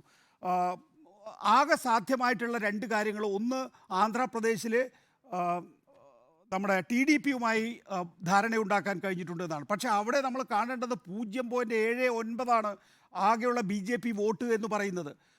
പിന്നെയുള്ളത് JDU-ആയിട്ട് ബീഹാറിൽ സഖ്യം ചേരാൻ സാധിച്ചിരിക്കുന്നു എന്നുള്ള, ഇതാണ് പുതിയ രണ്ട് മാറ്റങ്ങൾ എന്നത്. ഈ പുതിയ രണ്ട് മാറ്റങ്ങൾ കൊണ്ട് പ്രത്യേകിച്ചൊരു ഗുണവും BJP-യെ സംബന്ധിച്ചിടത്തോളം. എന്നാൽ പ്രതീക്ഷയ്ക്ക് വിരുദ്ധമായി അകാലിദളുമായി കർഷക സമരമൊക്കെ നടക്കുന്ന കാലഘട്ടത്തിൽ സഖ്യമില്ലാത്തൊരവസ്ഥ ഉണ്ടായിരിക്കുന്നു. അണ്ണാ DMK-യെ സംബന്ധിച്ചിടത്തോളം അവിടെ BJP-യുമായി സഖ്യം ചേർന്നതിന് ശേഷമുള്ള തുടർച്ചയായിട്ടുള്ള തിരിച്ചടികൾ. ഈ സാഹചര്യത്തിൽ ഞാൻ കഴിഞ്ഞ ദിവസവും പറഞ്ഞതുപോലെ 303 നിന്ന് 273 ദൂരം വെറും 30 സീറ്റുകളാണ്. ഈ 30 സീറ്റുകളുടെ ദൂരം യഥാർത്ഥത്തിൽ നരേന്ദ്രമോദിയും BJP-യും കണ്ടറിയുന്നുണ്ട് എന്ന് തന്നെ വേണം കരുതാൻ. അതുകൊണ്ട് ഒരു ലെവൽ പ്ലേയിങ് ഗ്രൗണ്ട്, ഇപ്പോൾ എങ്ങനെയാണ് അമേരിക്കയും ജർമ്മനിയും അതുപോലെ തന്നെ ആംനസ്റ്റി ഇൻ്റർനാഷണലും പ്രധാനമായും ഇന്ത്യയിലൊരു സുതാര്യമായിട്ടുള്ള തെരഞ്ഞെടുപ്പല്ല നടക്കുന്നതെന്ന് ആശങ്കപ്പെട്ടത്, ആ നിലയിലുള്ള ലെവൽ പ്ലേയിങ് ഗ്രൗണ്ട് അങ്ങനെ നിഷേധിക്കുകയും അതോടൊപ്പം തന്നെ ഇന്ന് ലോകത്ത് ഒരു രാഷ്ട്രീയ പാർട്ടിക്കും ഇല്ലാത്ത രീതിയിലുള്ള അപ്രമാദിത്വം തൻ്റെ രാഷ്ട്രീയ പാർട്ടിക്കുണ്ട് എന്ന് തിരിച്ചറിയുകയും ചെയ്യുന്ന നരേന്ദ്രമോദിയെ സംബന്ധിച്ചിടത്തോളം ഈ തെരഞ്ഞെടുപ്പിനെ ബലാത്കാരമായി പിടിച്ചെടുക്കുക എന്നുള്ളതാണ് ചെയ്യുന്നത്. അത് ഒരുപക്ഷെ നമുക്ക് ഇപ്പോൾ സ്വീകാര്യമല്ലായിരിക്കാം, പക്ഷേ അങ്ങനെയാണെങ്കിൽ തന്നെയും, അല്ലെങ്കിൽ അത് ലോകരാജ്യങ്ങൾ ചിലപ്പോൾ കുറ്റപ്പെടുത്തുമായിരിക്കാം, അങ്ങനെയാണെങ്കിൽ തന്നെയും ഒരു ഹിന്ദു മുസ്ലിം ബൈനറിയിൽ തന്നെ ഈ ലോക്സഭാ തെരഞ്ഞെടുപ്പും ജയിക്കാൻ സാധിക്കും എന്നുള്ളതാണ് BJPയെ സംബന്ധിച്ചിടത്തോളമുള്ള പ്രതീക്ഷ, നരേന്ദ്രമോദിയെ സംബന്ധിച്ചിടത്തോളമുള്ള പ്രതീക്ഷ. ആ പ്രതീക്ഷയിലാണ് യഥാർത്ഥത്തിൽ ഇന്നിപ്പോൾ ഒരു കാര്യം കൂടി പറഞ്ഞ് ഞാൻ അവസാനിപ്പിക്കാം. ഇന്ന് ഞാൻ ഈ പറയുന്ന ആഖ്യാനത്തിന് അരവിന്ദ് കെജ്രിവാൾ ഇന്ന് കോടതിയിൽ പറഞ്ഞ 3 കാര്യങ്ങൾ വളരെ പ്രധാനപ്പെട്ടതാണ്. ഇഡിക്ക് 2 ഉദ്ദേശങ്ങളാണുള്ളത്. ഒന്ന്, ആം ആദ്മി പാർട്ടിയെ അവസാനിപ്പിക്കുക. 2, പുകമറ സൃഷ്ടിച്ച് എക്സ്റ്റോഷൻ റാക്കറ്റ് നടത്തുക എന്നുള്ളത്. രണ്ടാമത്തെ കാര്യം, ശരത്ചന്ദ്ര റെഡ്ഡി 55 കോടി രൂപ BJPക്ക് ഇലക്ട്രൽ ബോണ്ട് വഴി നൽകി ഒരു റാക്കറ്റ് പ്രവർത്തിക്കുന്നതിന് തൻ്റെ കയ്യിൽ തെളിവുണ്ട്. മണി ട്രെയിൽ വ്യക്തമാണ്. അറസ്റ്റ് ചെയ്യപ്പെട്ട ശേഷം 50 കോടി, അത് നേരത്തെ ആം ആദ്മി പറഞ്ഞതാണ്. ഒരു സാക്ഷി 7 സ്റ്റേറ്റ്മെൻറ്റ് നൽകി, അതിൽ 6 തൻ്റെ പേരില്ല, 7ാമത് തൻ്റെ പേര് പറഞ്ഞ് ആ ആളെ പിന്നീട് ജാമ്യത്തിൽ വിട്ടയച്ചു എന്നുള്ളതാണ് തൻ്റെ കേസ് വാദിച്ചുകൊണ്ട് അരവിന്ദ് കെജ്രിവാൾ പറഞ്ഞു. ഇതിലെ ആദ്യത്തെ ഭാഗമെന്ന് പറയുന്നത് ആം ആദ്മി പാർട്ടിയെ അവസാനിപ്പിക്കുക എന്നുള്ളതാണ്. അടുത്ത നിയമസഭാ തെരഞ്ഞെടുപ്പ് 2025 വരാനിരിക്കുന്നത്. ഈ 2025 നിയമസഭാ തെരഞ്ഞെടുപ്പ് വരെ അരവിന്ദ് കെജ്രിവാളും മനീഷ് സിസോദിയയും ജയിലിൽ കിടക്കുകയാണ് എങ്കിൽ ആം ആദ്മി പാർട്ടിയെ അവസാനിപ്പിക്കാൻ കഴിയും എന്ന് BJP വിചാരിക്കുകയാണ്. നോക്കൂ, അത് വളരെ ആ നിലയിലാണ് കാര്യങ്ങൾ പോകുന്നത് എങ്കിൽ പിന്നെ നമ്മൾ ജനാധിപത്യത്തിലൊന്നും ഓരോ അർത്ഥവും കാണേണ്ടതില്ല എന്നുള്ളതാണ്. അതുകൊണ്ട് BJPയുടെ പ്ലാൻ വളരെ ക്ലിയറായി വരികയാണ്. ഒന്ന്, നിയമസഭ സസ്പെൻഡ് ചെയ്യും. 2, രാഷ്ട്രപതി ഭരണം അവിടെ വരാൻ പോകുന്നു. അരവിന്ദ് കെജ്രിവാൾ എന്തൊക്കെ നിലപാടെടുത്തു കഴിഞ്ഞാലും അരവിന്ദ് കെജ്രിവാളും മനീഷ് സിസോദിയും ജയിലിൽ തുടരുമ്പോൾ ലോകരാഷ്ട്രങ്ങൾ ആരെങ്കിലുമൊക്കെ അക്കാര്യത്തിന് അതിനെതിരായി നിലപാടെടുത്താൽ അതൊന്നും നരേന്ദ്രമോദിയെ ബാധിക്കാൻ പോകുന്നില്ല. മുൻകാലങ്ങളിൽ നരേന്ദ്രമോദിയെ ബാധിച്ചിട്ടില്ല. 3 സംസ്ഥാനങ്ങൾ, ഹിമാചൽ, ദില്ലി, പഞ്ചാബ്, ഈ 3 സംസ്ഥാനങ്ങളാണ് ലക്ഷ്യം. അതോടൊപ്പം തന്നെ രാഷ്ട്രീയ എതിരാളികളെ നിശബ്ദമാക്കുക. ആ നിശബ്ദമാക്കുന്നതിലൂടെ ലെവൽ പ്ലേയിങ് ഗ്രൗണ്ട് ഇല്ലാത്ത രാഷ്ട്രീയത്തിൽ നരേന്ദ്രമോദി ജയിച്ചു വരിക. ശരി, നീതി അകലെയാണോ? നീതി അകലെയാണ് എന്ന് തന്നെയാണ് എൻ്റെ അഭിപ്രായം. അത് എത്രത്തോളം അകന്നു പോകും എന്നുള്ളത് ജുഡീഷ്യറി തീരുമാനിക്കേണ്ട ഒരു കാര്യമാണ്. പക്ഷെ ഞാൻ ഇപ്പോൾ ഇവിടെ നികേഷും അരുണും ചൂണ്ടിക്കാണിച്ചതുപോലെ അരവിന്ദ് കെജ്രിവാളിൻ്റെ അറസ്റ്റ് എന്ന് പറയുന്നത് കേവലം ഒരു രാഷ്ട്രീയ പകപോക്കലായി മാത്രം കാണുന്നില്ല. അത് ഇവർ സൂചിപ്പിച്ചതുപോലെ ഒരു വലിയ രാഷ്ട്രീയ പദ്ധതിയുടെ ഭാഗമായി നരേന്ദ്രമോദി ആവിഷ്കരിച്ച് നടപ്പാക്കിക്കൊണ്ടിരിക്കുന്ന ഒരു നീക്കമായിട്ടാണ് ഞാനതിനെ മനസ്സിലാക്കുന്നത്. ഞാൻ ഇതിനു മുമ്പ് അത് പറഞ്ഞിട്ടുണ്ട്. നോക്കൂ, ഇപ്പോൾ ഇന്നിപ്പോൾ ഇന്ത്യൻ രാഷ്ട്രീയ സാഹചര്യത്തിൽ ആം ആദ്മി പാർട്ടിയെ പോലൊരു പാർട്ടി ഉണ്ടാവണമോ എന്നുള്ളത് മറ്റൊരു ചർച്ചാ വിഷയമാണ്. എന്നാൽ രാജ്യത്ത് ഒരു രാഷ്ട്രീയ പാർട്ടിയെ ഇല്ലാതാക്കാനുള്ള ശ്രമം നടക്കുന്നതിനെ ജനാധിപത്യ വിശ്വാസികൾ എതിർക്കേണ്ടതുണ്ട്. ഇന്നിപ്പം അരവിന്ദ് കെജ്രിവാൾ പറഞ്ഞൊരു പ്രധാനപ്പെട്ട സ്റ്റേറ്റ്മെൻറ്റ് കോടതിയിൽ ED is trying to crush my party എന്നാണ് പറഞ്ഞത്. ED എന്ന് പറയുമ്പോൾ ആ ഏജൻസിക്കൊന്നും ചെയ്യാനില്ല, പക്ഷേ ആ ഏജൻസി ഒരു പൊളിറ്റിക്കൽ ടൂളാണ്. അപ്പോൾ എൻ്റെ പാർട്ടിയെ തകർക്കാൻ ശ്രമിക്കുകയാണ് ചെയ്യുന്നത് എന്ന് അരവിന്ദ് കെജ്രിവാൾ പറഞ്ഞതാണ് ഇന്നത്തെ ഏറ്റവും വലിയ പ്രസ്താവമായിട്ട് ഞാൻ മനസ്സിലാക്കുന്നത്. ഞാൻ പറയാം, ഇപ്പോൾ 2012 ആം ആദ്മി പാർട്ടി രൂപീകൃതമാകുന്നത്. ആ 12 ആം ആദ്മി പാർട്ടി രൂപീകൃതമായിട്ട് ഇപ്പോൾ 24 12 വർഷമേ ആയിട്ടുള്ളൂ. ഈ 12 വർഷം കൊണ്ട് ആം ആദ്മി പാർട്ടി ഉണ്ടാക്കിയ വളർച്ചയെന്ന് പറയുന്നത് അസൂയാവഹമാണ്. കാരണം എന്താ വെച്ചാൽ, ഇപ്പോൾ 2015 ഡൽഹിയിലെ തെരഞ്ഞെടുപ്പിൽ, 2012 പാർട്ടി ഉണ്ടാകുന്നു, 2015 ഡൽഹിയിൽ ആദ്യത്തെ തെരഞ്ഞെടുപ്പിനെ ആം ആദ്മി പാർട്ടി നേരിടുന്നു. എന്താ സംഭവിച്ചത്? 70 സീറ്റുള്ള ഡൽഹിയിൽ 67 സീറ്റും തൂത്തുവാരി വിജയിക്കുന്നു. അതുപോലൊരു വിക്ടറി 3 വർഷമേ ആയിട്ടുള്ളൂ ഒരു പാർട്ടി രൂപീകരിച്ചിട്ട്. അത്തരമൊരു വിക്ടറി സ്വപ്നം കാണാൻ കഴിയില്ല ഒരു പാർട്ടിക്കും. അത്ര വലിയ നേട്ടമാണ് അവിടെ ആം ആദ്മി പാർട്ടി ഉണ്ടാക്കിയത്. കേവലം 3 സീറ്റുകളിലേക്ക് BJP ഒതുങ്ങി. അങ്ങനെ 70 സീറ്റ് കോൺഗ്രസിന് സീറ്റില്ല. നോക്കൂ, 2015 ആ തെരഞ്ഞെടുപ്പിന് ശേഷം 2019 ലോക്സഭാ തെരഞ്ഞെടുപ്പ് നടക്കുന്നു. ലോക്സഭാ തെരഞ്ഞെടുപ്പ് നടക്കുമ്പോൾ ഡൽഹിയിൽ തൂത്തുവാരി BJP വിജയിക്കുന്നു. 7 സീറ്റാണ് ഡൽഹിയിലുള്ളത്. ആ 7 സീറ്റിലും BJP വിജയിക്കുമ്പോൾ BJP എന്താ വിചാരിച്ചത്? ആം ആദ്മി പാർട്ടി ഒരു ഇടക്കാല പ്രതിഭാസം മാത്രമാണ്, അതവിടെ അവസാനിച്ചിരിക്കുന്നു, 2020 നടക്കുന്ന തെരഞ്ഞെടുപ്പിൽ ഡൽഹി പിടിക്കാം എന്നാണ് വിചാരിച്ചത്. പക്ഷേ 2020 ഡൽഹി തെരഞ്ഞെടുപ്പിൽ എന്താ സംഭവിച്ചത്? വീണ്ടും വിജയം ആവർത്തിക്കുന്നു. 67 2015 2020 ആകുമ്പോൾ 62 ചുരുങ്ങി, 8 സീറ്റ് ബി ജെ പിക്ക് കിട്ടി. എങ്കിലും അത് വലിയ വിജയമായിട്ട് വീണ്ടും ആം ആദ്മി പാർട്ടി മുന്നോട്ട് വരുന്നു. അവിടെ ആം ആദ്മി പാർട്ടിയുടെ ഈ പറയുന്ന തേരോട്ടം അവസാനിക്കുന്നില്ല.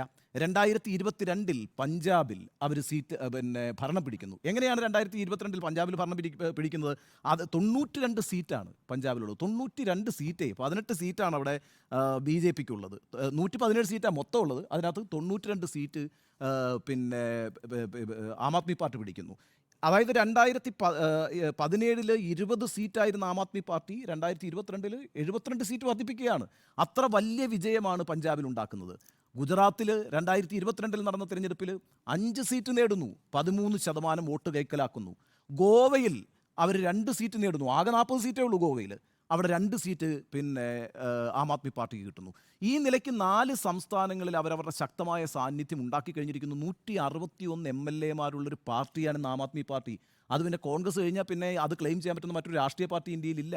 അപ്പോൾ 2012 ഈ ആം ആദ്മി പാർട്ടി രൂപീകരിച്ചതിന് ശേഷം 2024 എത്തുമ്പോൾ 12 വർഷം കൊണ്ട് അഭൂതപൂർവമായ വളർച്ച ആ പാർട്ടി കാണിച്ചു എന്ന് മാത്രമല്ല, ഹരിയാനയിലേക്ക് ആ പാർട്ടി വ്യാപിക്കുന്നു. ഇപ്പോൾ ഓരോ ഗ്രാമങ്ങളിലും ഹരിയാനയിൽ 15 മുതൽ 20 പേരുടെ വരെ കമ്മിറ്റികൾ രൂപീകരിച്ചിരിക്കുകയാണ്. അടുത്ത നിയമസഭാ തെരഞ്ഞെടുപ്പിൽ ഒരു വലിയ ത്രെട്ടാണ് ഹരിയാനയിൽ ആം ആദ്മി പാർട്ടി എന്ന് പറയുന്നത്. അപ്പോൾ അതുകൊണ്ട് ആം ആദ്മി പാർട്ടിയെ ഒരു വലിയ ഭീഷണിയായി നരേന്ദ്രമോദിയും ബി ജെ പിയും കണ്ടിട്ടുണ്ട്. ഞാൻ നേരത്തെ പറഞ്ഞിട്ടുണ്ട്, ഈ ഏകാധിപത്യ പ്രവണതയുള്ളവർ അവരവരുടെ പോരാട്ടം ഇന്നത്തേക്ക് കണ്ടുകൊണ്ട് നടത്തുക അല്ല, ഇന്നത്തെ ശത്രുവിനെ ഇന്ന് നേരിടുക എന്നുള്ളതല്ല അവരുടെ പദ്ധതി. മറിച്ച് മറ്റന്നാളത്തെ ശത്രുവിനെ ഇന്ന് അവർ ഫൈറ്റ് ചെയ്യും. ആം ആദ്മി പാർട്ടിയെയും അരവിന്ദ് കെജ്രിവാളിനെയും നരേന്ദ്രമോദിയും ബി ജെ പിയും മറ്റന്നാളത്തെ ശത്രുവായിട്ടാണ് കാണുന്നത്. അതുകൊണ്ടാണ് ഇന്ന് തന്നെ ഇല്ലാതാക്കാൻ നോക്കുന്നത്. ഇപ്പോൾ 2006 വേൾഡ് കപ്പിലാണെന്ന് തോന്നി സെനദീൻ സെഡാനെ മാട്രാസി നെഞ്ചത്തിരിച്ച് താഴെ വീഴ്ത്തുന്നുണ്ട്. അങ്ങനെ ഈ സെനദീൻ സെഡാൻ പോയതോടുകൂടി ആ ടീമിൻ്റെ ശക്തി അങ്ങ് പോയിട്ട് വേൾഡ് കപ്പ് ഇറ്റലി നേടുന്നൊരു കാഴ്ചയാണ് നമ്മൾ കാണുന്നത്. അതുപോലെയാണ് ആം ആദ്മി പാർട്ടിയെ സംബന്ധിച്ചിടത്തോളം ഈ അരവിന്ദ് കെജ്രിവാൾ എന്ന് പറയുന്ന ആൾ. ആ അരവിന്ദ് കെജ്രിവാളിനെ പിടിച്ചകത്തിട്ട് അരവിന്ദ് കെജ്രിവാളിനെ ഇല്ലാതാക്കുകയാണ് എങ്കിൽ യഥാർത്ഥത്തിൽ ആം ആദ്മി പാർട്ടി എന്ന് പറയുന്നതിനെ പെട്ടെന്ന് അവസാനിപ്പിക്കാൻ കഴിയും. കാരണം അരവിന്ദ് കെജ്രിവാൾ എന്ന് പറഞ്ഞ സെൻട്രൽ പോയിന്റിനെ ചുറ്റിക്കൊണ്ടാണ് ഈ ആം ആദ്മി പാർട്ടി ഇങ്ങനെ നിൽക്കുന്നത്. ഞാനൊരു കാര്യം പറയാം. ഇപ്പോൾ ഈ നരേന്ദ്രമോദി വളർന്നു വരുന്ന യഥാർത്ഥത്തിൽ കോൺഗ്രസ് ശ്രദ്ധിച്ചിട്ടില്ല. ഇപ്പോൾ 2004 മുതൽ 2014 വരെ കോൺഗ്രസ് ആണല്ലോ ഭരിച്ചിരുന്നത്. 10 വർഷം അവർ ഭരിച്ചിരുന്നു. എന്തൊക്കെ കേസുകൾ ഇപ്പോൾ നരേന്ദ്രമോദി പെരുമാറുന്നതനുസരിച്ചാണ് ഈ ഗോദ്ര അടക്കമുള്ള കേസുകൾ വെച്ചിട്ട് എന്തൊക്കെ രീതിയിൽ നരേന്ദ്രമോദിയെ പിടിക്കാമായിരുന്നു. അമിത്ഷായെ പിടിച്ച് ജയിലിട്ടല്ലോ, നരേന്ദ്രമോദിയെ ടച്ച് ചെയ്തിട്ടില്ല. അപ്പം നരേന്ദ്രമോദി എന്ന് പറഞ്ഞ് വളർന്നു വരുന്ന പ്രതിഭാസത്തെ കോൺഗ്രസ് അഡ്രസ്സ് ചെയ്തിട്ടില്ല. പക്ഷേ ആ വീഴ്ച നരേന്ദ്രമോദി കാണിക്കത്തില്ലെന്ന് ഞാൻ പറയുന്നു. നരേന്ദ്രമോദി അങ്ങനെ ഒരാളാണ്. നരേന്ദ്രമോദിക്ക് അറിയാം ഇനി വരാൻ പോകുന്ന ഏറ്റവും വലിയ ശത്രു അരവിന്ദ് കെജ്രിവാളാണ് എന്ന്. അതുകൊണ്ട് അരവിന്ദ് കെജ്രിവാളിനെ ഇല്ലാതാക്കുക, അതുവഴി ആം ആദ്മി പാർട്ടി എന്ന് പറയുന്നത് ഇപ്പോൾ നോർത്ത് ഇന്ത്യയിലും മധ്യ ഇന്ത്യയിലും വികസിച്ചുകൊണ്ടിരിക്കുന്ന ഒരു പാർട്ടി എന്നുള്ള നിലയ്ക്ക് അതിനെ നാമാവിശേഷമാക്കുക എന്നുള്ളത് ഒരു രാഷ്ട്രീയ പദ്ധതിയാണ് ബി ജെ പിയുടെ. അതിൻ്റെ ഭാഗമായിട്ടാണ് ഈ കാര്യങ്ങൾ നടന്നുകൊണ്ടിരിക്കുന്നത്. ഒരു കാര്യം കൂടി ഞാൻ പറയാം. നോക്കൂ, ഇപ്പോൾ ഈ ഓപ്പറേഷൻ ലോട്ടസ് ഒക്കെ നടക്കുന്നതിൻ്റെ ഭാഗമായിട്ടാണ് ഇപ്പം അരവിന്ദ് കെജ്രിവാളിനെ പിടിച്ചകത്തിട്ടിരിക്കുന്നു. ഇനിയിപ്പോൾ പഞ്ചാബിൽ ഇന്നിപ്പോൾ നേരത്തെ നികേഷ് സൂചിപ്പിച്ചതുപോലെ അവരുടെ ലോക്സഭാ എം പി ആയിട്ടുള്ള സുശീൽ കുമാർ റിങ്കു ഇന്ന് ആ പാർട്ടി വിട്ട്, അയാൾ ഏറ്റവും വലിയ ഒരു പോരാളിയായിരുന്നു ലോക്സഭയിൽ ആം ആദ്മി പാർട്ടിയുടെ. ഏക എം പിയുമാണ്. അതായത് 2019 നടന്ന പഞ്ചാബിലെ ലോക്സഭാ തെരഞ്ഞെടുപ്പിൽ ഒരൊറ്റ സീറ്റ് പോലും ആം ആദ്മിക്ക് കിട്ടിയിട്ടില്ല. ജലന്ധറിൽ 2023 കഴിഞ്ഞ വർഷം നടന്ന ഉപതെരഞ്ഞെടുപ്പിലാണ് ഈ പറയുന്ന സുശീൽ കുമാർ റിങ്കു വിജയിച്ചു വന്നിട്ടുള്ളത്. അപ്പോൾ അയാളാണ് ഇപ്പോൾ ആകെപ്പാടെ ഒരു ഒറ്റ എം പിയേ ഉള്ളൂ. അയാളാണിപ്പം മാറിയിരിക്കുന്നത്. ഈ പറഞ്ഞ കണക്ക് ഇന്നിപ്പം ഈ ഭരദ്വാജ് നടത്തിയ വാർത്താ സമ്മേളനത്തിൽ ഡൽഹിയിൽ പറയുന്നുണ്ട്, പല MLA-മാർക്കും ഫോൺ കോളുകൾ വന്നുകൊണ്ടിരിക്കുന്നു. വലിയ വലിയ ഓഫറുകളാണ് കൊടുത്തുകൊണ്ടിരിക്കുന്നത്. സീറ്റ് കൊടുക്കും, വൈ കാറ്റഗറി സെക്യൂരിറ്റി കൊടുക്കും, മറ്റു പല വാഗ്ദാനങ്ങളുമുണ്ട്. ആ രീതിയിലൊരു ഓപ്പറേഷൻ ലോട്ടസിൻ്റെ ശ്രമം വേറൊരു വഴിക്ക് കൂടി നടക്കുന്നു. പിന്നെ ഈ പറയുന്ന രാഷ്ട്രപതി ഭരണത്തിലുള്ള നീക്കം നടക്കുന്നു. നമ്മൾ ഈ ഡൽഹിയെ മനസ്സിലാക്കേണ്ടത് 1957 ഡൽഹിയിൽ ആദ്യമായിട്ട്, ഡൽഹിയിൽ ശരിക്കും പറഞ്ഞാൽ ഒരു മുനിസിപ്പൽ കോർപ്പറേഷനാണ് ഉണ്ടായിരുന്നത് 57. പിന്നീട് അത് 1966 മെട്രോപൊളിറ്റൻ കൗൺസിൽ എന്ന് പറഞ്ഞിട്ട് കൗൺസിൽ രൂപീകരിച്ചു. ആ കൗൺസിലിൻ്റെ വളരെ വിചിത്രമായ കാര്യം എന്ന് വെച്ചാൽ ആ കൗൺസിലിൻ്റെ ചെയർമാൻ ആരായിരുന്നു എന്നറിയോ? LK അദ്വാനി ആയിരുന്നു. 67 മുതൽ 70 വരെ LK അദ്വാനിയാണ് മെട്രോപൊളിറ്റൻ കൗൺസിലിൻ്റെ ചെയർമാൻ. അതുവരെ ആ ഇരുന്ന് പ്രവർത്തിച്ചതിൻ്റെ അടിസ്ഥാനത്തിൽ 70 ആദ്യമായിട്ട് LK അദ്വാനി ലോക്സഭയിലേക്ക് മത്സരിക്കുന്നത് ഡൽഹിയിൽ നിന്നാണ്. അങ്ങനെയാണ് അവിടേക്ക് എത്തിച്ചേരുന്നത്. യഥാർത്ഥത്തിൽ 91 ഡൽഹിക്ക് ഒരു യൂണിയൻ ടെറിട്ടറി സ്റ്റാറ്റസും പ്ലസ് അസംബ്ലി കൂടി ഉണ്ടാകുന്നത്. ആ അസംബ്ലി ഉണ്ടാകുന്നത് 91 മാത്രമാണ്. നോക്കൂ, ഞാൻ ഉറപ്പിച്ചു പറയുന്നു, 3-2 ഭൂരിപക്ഷമാണ് നരേന്ദ്രമോദിക്കും ബി ജെ പിക്കും അവരാഗ്രഹിക്കുന്നത്. അങ്ങനെ കിട്ടുകയാണെങ്കിൽ അവരുടെ ആദ്യത്തെ നീക്കങ്ങളിലൊന്ന് ഈ ഡൽഹിയിലെ അസംബ്ലി അങ്ങ് ഇല്ലാതാക്കിയിട്ട് പഴയ മെട്രോപൊളിറ്റൻ കൗൺസിൽ എന്ന് പറയുന്ന സാധനം കൊണ്ടുവരും. ആ ഒരു അമെൻമെൻറ്റ് ഒരു ആക്ടിൽ 66ാമത്തെ ആക്ടിൽ ഒരു അമെൻമെൻറ്റ് കൊണ്ടുവന്നുകൊണ്ടാണ് 91 അവിടെ അസംബ്ലി കൊണ്ടുവന്നതെങ്കിൽ അതിനെ തിരിച്ചു കൊണ്ടുപോകുന്നതാണ് ബി ജെ പിയുടെ അകത്ത് നടക്കുന്ന വളരെ പ്രധാനപ്പെട്ട ചർച്ചയാണ്. ഡൽഹിയിൽ ഇനി അസംബ്ലി വേണ്ട. അതായത് ഡൽഹിയിൽ എപ്പോൾ വേണമെങ്കിലും സർക്കാരുകൾ മാറി മാറി വരാം. ഡൽഹി ഭരിച്ചുകൊണ്ടിരിക്കുന്നത് രാജ്യത്തെ ഭരണം പിടിച്ചിരിക്കുന്ന സർക്കാരിൻ്റെ മൂക്കിന് താഴെ മറ്റൊരു ഭരണാധികാരി ഉണ്ടായിക്കൂടാ എന്നുള്ളത് ഈ പറയുന്ന ഈ ഓട്ടോക്രസിയുടെ ഒരു രീതിയാണത്. ആ രീതിയിൽ ഡൽഹിയിൽ അസംബ്ലി ഡിസോൾവ് ചെയ്തുകൊണ്ട് ആ അമെൻമെൻറ്റ് വരുത്തിക്കൊണ്ട് ഡൽഹിയിൽ ഇനി ഒരു അസംബ്ലി ഉണ്ടാകുമെന്ന് ഞാൻ പ്രതീക്ഷിക്കുന്നില്ല. BJP ഒരിക്കൽ കൂടി 3/2 ഭൂരിപക്ഷത്തിൽ അധികാരത്തിൽ വരികയാണെങ്കിൽ. അപ്പോൾ ഈ അർത്ഥത്തിലൊക്കെ വലിയൊരു രാഷ്ട്രീയ പദ്ധതിയാണ് നടപ്പാക്കുന്നത്. ഒരു കാര്യം കൂടി വളരെ ശ്രദ്ധേയമാണ്. ഇന്നത്തെ കാര്യത്തിനകത്ത് ഏറ്റവും പ്രധാനപ്പെട്ട കാര്യം എന്ന് പറയുക, ഒരു ആർഗ്യുമെൻറ്റ് ഈ EDയുടെ വക്കീൽ നടത്തുന്നുണ്ട്. ആ ആർഗ്യുമെൻ്റ് എന്ന് പറയുന്നത് നോക്കൂ, ഏറ്റവും പ്രധാനപ്പെട്ട ഒരു കാര്യമായിട്ട് ഞാൻ മനസ്സിലാക്കുന്നത് ആം ആദ്മി പാർട്ടിയെക്കുറിച്ച് ഒരു ആർഗ്യുമെൻ്റ് പറയുന്നുണ്ട്. Aam Aadmi party took bribe. ആരാണ് ബ്രൈബ് വാങ്ങിച്ചിരിക്കുന്നത്? Aam Aadmi party took bribe and used it in Goa elections. We have documents that this money was used in the Goa election through the hawala route. ചെറിയൊരു ആർഗ്യുമെൻ്റ് അല്ല ഇത്. അതായത് ആം ആദ്മി പാർട്ടി പണം കൈപ്പറ്റിയിരിക്കുന്നു, കൈക്കൂലി പണം കൈപ്പറ്റിയിരിക്കുന്നു, എന്നിട്ട് അത് ഗോവ ഇലക്ഷനിൽ വിനിയോഗിച്ചിരിക്കുന്നു. എങ്ങനെ? ഹവാല റൂട്ട് വഴി. നോക്കൂ, ഇവിടെ ആം ആദ്മി പാർട്ടി കൂടി ഇതിനകത്തൊരു കൾപ്രിറ്റ് ആവുകയാണ്, ഇതിനകത്തൊരു പ്രതിയാവുകയാണ് ആം ആദ്മി പാർട്ടി. ഇത് സ്ഥാപിക്കാൻ കഴിഞ്ഞാൽ ഞാൻ ആശങ്കപ്പെടുന്നത് ആം ആദ്മി പാർട്ടിക്ക് അതിൻ്റെ ഒരു എന്താ പറയുക, അതിൻ്റെ ഒരു പൊളിറ്റിക്കൽ റെക്കഗ്നിഷൻ കിട്ടുമോ എന്ന് പോലും എനിക്ക് സംശയമുണ്ട്. കാരണം വെച്ചാൽ ഇത് അവസാനിക്കില്ല, അരവിന്ദ് കെജ്രിവാൾ അവസാനിക്കില്ല, ആം ആദ്മി പാർട്ടിയും കൂടി ഇതിനകത്ത് പ്രതിയാക്കുന്നു. അങ്ങനെ പ്രതിയാക്കി ഹവാല റൂട്ടിലൂടെ പണം ചിലവഴിച്ച് കൈക്കൂലി സംഘടിപ്പിച്ചിട്ടുള്ള ഒരു പാർട്ടിയാണ് എങ്കിൽ അതിൻ്റെ പൊളിറ്റിക്കൽ റെക്കഗ്നിഷനെ സംബന്ധിച്ച് എനിക്ക് ആശങ്കയുണ്ട്. അതുകൂടി തകർക്കാനുള്ള നീക്കം നടക്കുന്നുണ്ട്. ഇപ്പോൾ ഈ ഒരു ഘട്ടത്തിൽ നമ്മൾ ഈ ലോകരാഷ്ട്രങ്ങളുടെ കാര്യങ്ങളൂടി പറഞ്ഞു പോകണം. കാരണം വെച്ചാൽ ഇപ്പോൾ അമേരിക്ക എതിർക്കുന്നത് അല്ലെങ്കിൽ ജർമ്മനിയിൽ നിന്നൊരു എതിർപ്പ് വരുന്നത് ആംനസ്റ്റി ഇന്റർനാഷണൽ എന്ന് പറഞ്ഞ ലോകത്തിലെ ഏറ്റവും റെപ്യൂട്ടഡ് ആയിട്ടുള്ള റെസ്പെക്റ്റഡ് ആയിട്ടുള്ള ഒരു ഹ്യൂമനിസ്റ്റിക് ഒരു എന്താ പറയുക, ഒരു ഹ്യൂമൻ പിന്നെ എന്താ ഒരു ഹ്യൂമൻ റൈറ്റ്സിൻ്റെ ഒരു വലിയ പ്രസ്ഥാനമാണ്. അപ്പോൾ ആ പ്രസ്ഥാനം പോലും പറയുന്നു ഇന്ത്യയിൽ ജനാധിപത്യം അപകടത്തിലാണ്. എന്തുകൊണ്ടാണെന്നറിയാവോ? ലോകരാഷ്ട്രങ്ങളിൽ നമുക്കറിയാമല്ലോ സ്മൃതി, വിരലിലെണ്ണാവുന്ന രാഷ്ട്രങ്ങൾ മാത്രമേ തിയോക്രസി ആയിട്ടുള്ളൂ. അതേപോലെ വിരലിലെണ്ണാവുന്ന രാഷ്ട്രങ്ങളിൽ ഓട്ടോക്രസിയേ ഉള്ളൂ. ഭൂരിഭാഗം രാഷ്ട്രങ്ങളും ഡെമോക്രസിയിലാണ് ആ സിസ്റ്റത്തിലാണ് ജീവിച്ചുകൊണ്ടിരിക്കുന്നത്. അപ്പം ലോകത്തെ ഏതൊരു സ്ഥലത്ത് ഡെമോക്രാറ്റിക് ആയിട്ടുള്ള സിസ്റ്റം അപകടത്തിലേക്ക് പോകുന്നു എന്ന് കണ്ടാൽ ലോകരാഷ്ട്രങ്ങൾ ആശങ്കപ്പെടും. നമ്മുടെ രാജ്യത്ത് അത് സംഭവിക്കുന്നുണ്ടെങ്കിൽ നമുക്കുള്ള ആശങ്ക പോലെ തന്നെ ജനാധിപത്യത്തിൽ വിശ്വസിക്കുന്ന സമൂഹങ്ങൾക്ക് അതിനകത്ത് ആശങ്ക ഉണ്ടാകും. നമ്മളിപ്പോൾ വേറൊരു രാജ്യത്ത് ഒരു ജനാധിപത്യ വ്യവസ്ഥ തകർച്ചയിലേക്ക് പോകുകയാണെങ്കിൽ നമ്മൾ നമ്മുടെ അഭിപ്രായം പറയുമല്ലോ. ആ അർത്ഥത്തിൽ ഇതിനെ കണ്ടാൽ മതി. അപ്പോൾ ആ അർത്ഥത്തിൽ ലോകരാഷ്ട്രങ്ങൾ തന്നെ ഇതിനെ വലിയ സീരിയസ് ആയിട്ട് കാണുന്നു. അപ്പോൾ അതൊക്കെ കൊണ്ട് ഈ ആം ആദ്മി പാർട്ടി എന്ന് പറയുന്ന ഒരു പ്രസ്ഥാനം ഇന്ത്യയിൽ വേണോ വേണ്ടയോ എന്നുള്ളതല്ല, മറിച്ച് നമ്മുടെ ബഹുസ്വര ജനാധിപത്യ സംവിധാനത്തിനകത്ത് ഒരു രാഷ്ട്രീയ പാർട്ടിയെ അന്വേഷണ ഏജൻസി ഉപയോഗിച്ചുകൊണ്ട് നിയമത്തിൻ്റെ പഴുതുകൾ ഉപയോഗിച്ചുകൊണ്ട് ഇല്ലാതാക്കാൻ ശ്രമിക്കുകയും അത്തരത്തിൽ വളർന്നു വരുന്ന എതിർ ശബ്ദങ്ങളെ അടിച്ചമർത്താൻ ശ്രമിക്കുകയും ചെയ്യുമ്പോൾ അതിനെതിരെ ജാഗ്രത പാലിക്കേണ്ടതുണ്ട്. അത്തരത്തിലൊരു രാഷ്ട്രീയ സാഹചര്യത്തിലാണ് ഇന്ത്യ എന്നാണ് ഞാൻ മനസ്സിലാക്കുന്നത്. ശരി, അപ്പോൾ നീതി അകലെ തന്നെയാണ്. നിശ്ചയമായി. ശരി, നമുക്ക് ചർച്ച തുടരാം ഇടവേളയ്ക്ക് ശേഷം. എന്ന ചർച്ച തുടരുകയാണ്. ഇന്നിപ്പോൾ കോടതിയിൽ നടന്ന കാര്യങ്ങളിൽ നിന്നും അങ്ങനെ തന്നെ വേണം മനസ്സിലാക്കാൻ. ഈ സാക്ഷിമൊഴികളിലെ വൈരുദ്ധ്യമാണ് പ്രധാനമായും കേജ്രിവാൾ കോടതിയിൽ ചൂണ്ടിക്കാണിച്ചത്. എല്ലാ അംഗീകാരങ്ങളും നേടിക്കൊണ്ട് തന്നെയാണ് ഈ മദ്യനയം നടപ്പാക്കിയെന്ന് കേജ്രിവാൾ പറഞ്ഞു. ED കൊടുക്കാൻ ശ്രമിച്ചു എന്ന് പറയുന്നു. ഈ 100 കോടി എന്നുള്ള ആരോപണം ഉന്നയിക്കുമ്പോൾ പിന്നീട് അത് 600 കോടിയൊക്കെ ആക്കി പറയുന്നെങ്കിലും കോടതിയിൽ പറഞ്ഞ 100 കോടി എന്ന് പറയുമ്പോൾ ആ 100 കോടി എവിടെയെന്ന് കേജ്രിവാൾ അങ്ങോട്ട് ചോദിക്കുകയാണ്. ഇപ്പം ആപ്പിനെ തകർക്കുകയാണ് ലക്ഷ്യം, EDയുടെ പ്രധാനപ്പെട്ട ലക്ഷ്യമെന്ന് പറയുന്നു. CBIയുടെ കുറ്റപത്രത്തിൽ താൻ പ്രതിയല്ല എന്ന് പറയുന്നു. തനിക്കെതിരെ മൊഴി നൽകിയ 4 പേരുടെ മൊഴിയുടെ അടിസ്ഥാനത്തിലാണ് ഈ അറസ്റ്റ് ചെയ്തിരിക്കുന്നത്.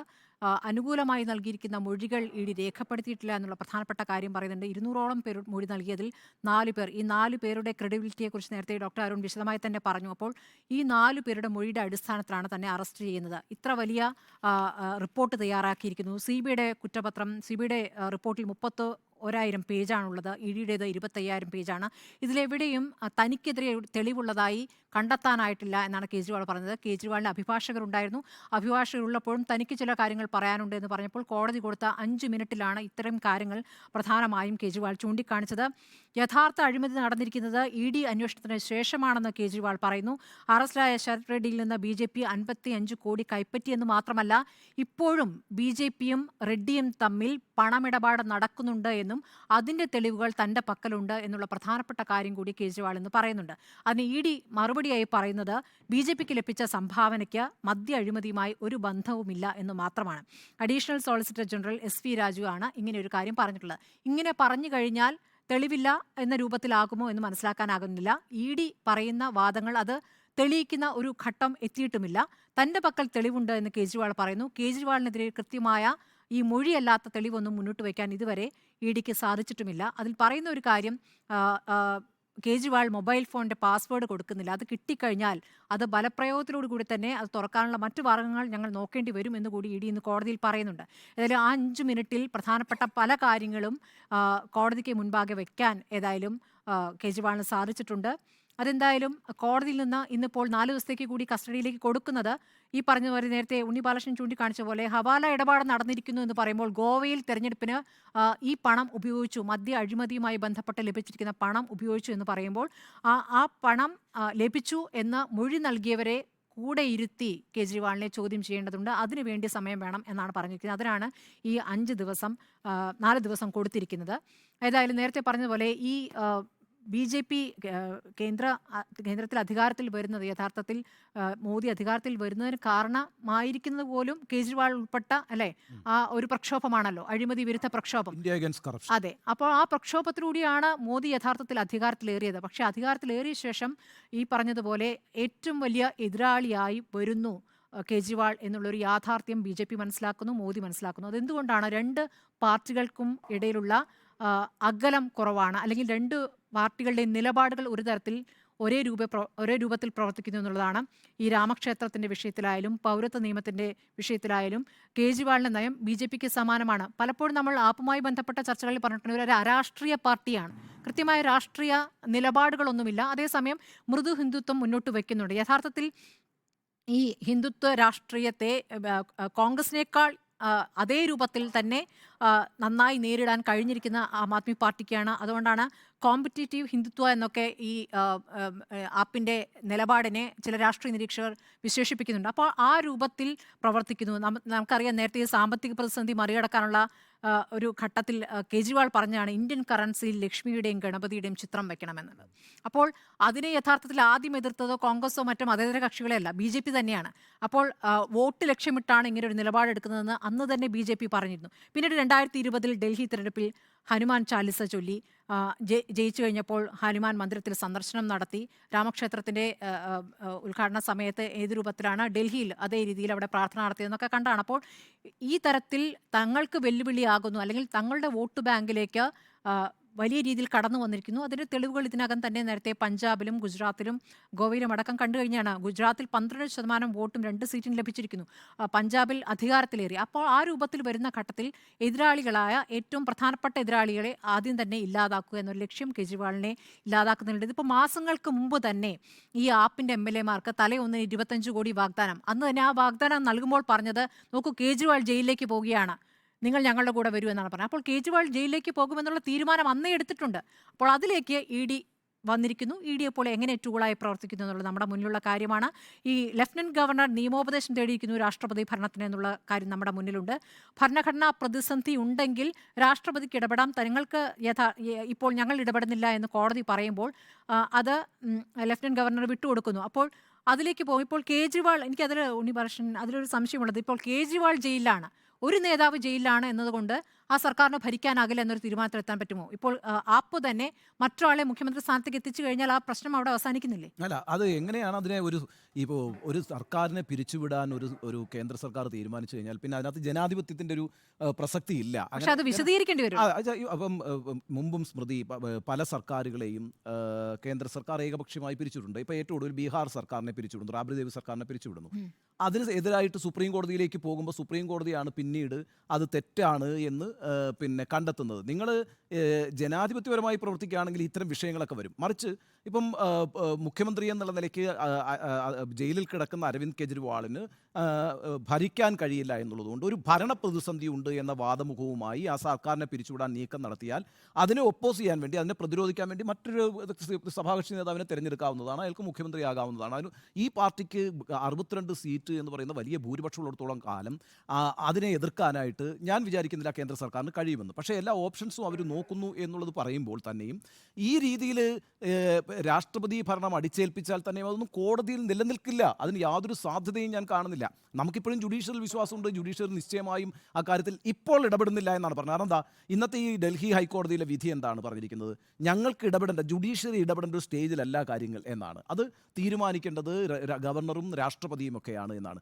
അത് ഇംപ്ലിമെൻറ്റ് ചെയ്തു കഴിഞ്ഞാൽ പിന്നെ കോടതിയെ സമീപിക്കാം. പിന്നെ കോടതി അതിൻ്റെ ഭരണഘടനാപരമായിട്ടുള്ള വശങ്ങൾ ഒക്കെ ചർച്ച ചെയ്യും. അപ്പോൾ ഞാൻ വിചാരിക്കുന്നില്ല ഈ പറയുന്ന ഏതെങ്കിലും തരത്തിൽ ഒരു ഭരണഘടനാ സാധുത ഈ നിമിഷം ആം ആദ്മി പാർട്ടി അവരുടെ ഒരു പുതിയ സഭാകക്ഷി നേതാവിനെ തിരഞ്ഞെടുക്കുകയും ലഫ്റ്റനന്റ് ഗവർണർ അടുക്കൽ പോയിട്ട് ഞങ്ങൾ അദ്ദേഹം രാജിവെക്കുക, അതായത് ഹേമന്ത് സോറൻ രാജിവെച്ച് നമ്മൾ കണ്ടു. ഹേമന്ത് സോറൻ രാജിവെച്ചതിന് ശേഷം പിന്നെ അദ്ദേഹത്തിൻ്റെ സഹോദരൻ പോയിട്ട് മുഖ്യമന്ത്രിയായിട്ട് ക്ലെയിം ചെയ്യുന്നു, മുഖ്യമന്ത്രിയായി സത്യപ്രതിജ്ഞ ചെയ്യുന്നു. കാരണം ജാർഖണ്ഡ് മുക്തി മോർച്ചയ്ക്ക് അവിടെ ആ നിയമസഭയിൽ ഭൂരിപക്ഷമുണ്ട്, അതുകൊണ്ട് തന്നെ അത് സാധ്യമാണ്. ഇപ്പോൾ പിന്നെ ആം ആദ്മി പാർട്ടിയുടെ നേതാവ് എന്നുള്ള നിലയ്ക്ക് അരവിന്ദ് കെജ്രിവാൾ രാജിവെക്കുകയും മുഖ്യമന്ത്രി സ്ഥാനം രാജിവെക്കുകയും ഒരു പുതിയ സഭാകക്ഷി നേതാവിനെ തിരഞ്ഞെടുത്താൽ ആ തിരഞ്ഞെടുത്തതിൻ്റെ അടിസ്ഥാനത്തിൽ ലഫ്റ്റനന്റ് ഗവർണർക്ക് പോയിട്ട് ഭൂരിപക്ഷമുള്ളതുകൊണ്ട് ഈ ഭൂരിപക്ഷം എന്ന് പറഞ്ഞാൽ മൃഗീയമായ ഭൂരിപക്ഷമാണ്. 62 സീറ്റാണ്, 8 സീറ്റേ അപ്പുറത്തുള്ളൂ. അപ്പോൾ ഒരു കാരണവശാലും ഈ സർക്കാരിനെ പിരിച്ചുവിടാനുള്ള യാതൊരു ന്യായവുമില്ല. പക്ഷേ അങ്ങനെ പിരിച്ചുവിടാൻ തീരുമാനിക്കുന്ന ഒരു കേന്ദ്ര സർക്കാരിന് എന്തും ചെയ്യാൻ കേട്ടോ. ഏത് എക്സ്റ്റൻഷൻ വരെയും പോകുന്ന രീതികൾ നരേന്ദ്രമോദി സർക്കാരിനുണ്ട് എന്നുള്ളതുകൊണ്ട് നമുക്കത് എന്തും പ്രതീക്ഷിക്കാം ഈ കാര്യത്തിൽ. ശരി, ഈ പഞ്ചാബിൽ MLA-മാരെ അടർത്തിയെടുത്ത് ഭരണം അട്ടിമറിക്കാൻ ശ്രമം എന്നുള്ളത് ഇന്ന് സൗരഭ് ഭരദ്വാജാണ് വാർത്താ സമ്മേളനത്തിലൂടെ പറഞ്ഞത്. മാത്രമല്ല, ഇപ്പോൾ ഒരു MP, പഞ്ചാബിലെ ഏക MP ഇപ്പോൾ BJP-യിലേക്ക് പോയിരിക്കുന്നു. ആ MP കേജ്രിവാളിനെ അറസ്റ്റ് ചെയ്ത ദിവസം ചങ്ങല കയ്യിൽ കെട്ടിക്കൊണ്ടുള്ള പടം ഫേസ്ബുക്കിലിട്ടു. കാരണം വെച്ചാൽ ഇപ്പം ലോക്സഭ ഇല്ല, ഏക MP എന്ന് നമുക്ക് പറയാൻ കഴിയില്ല.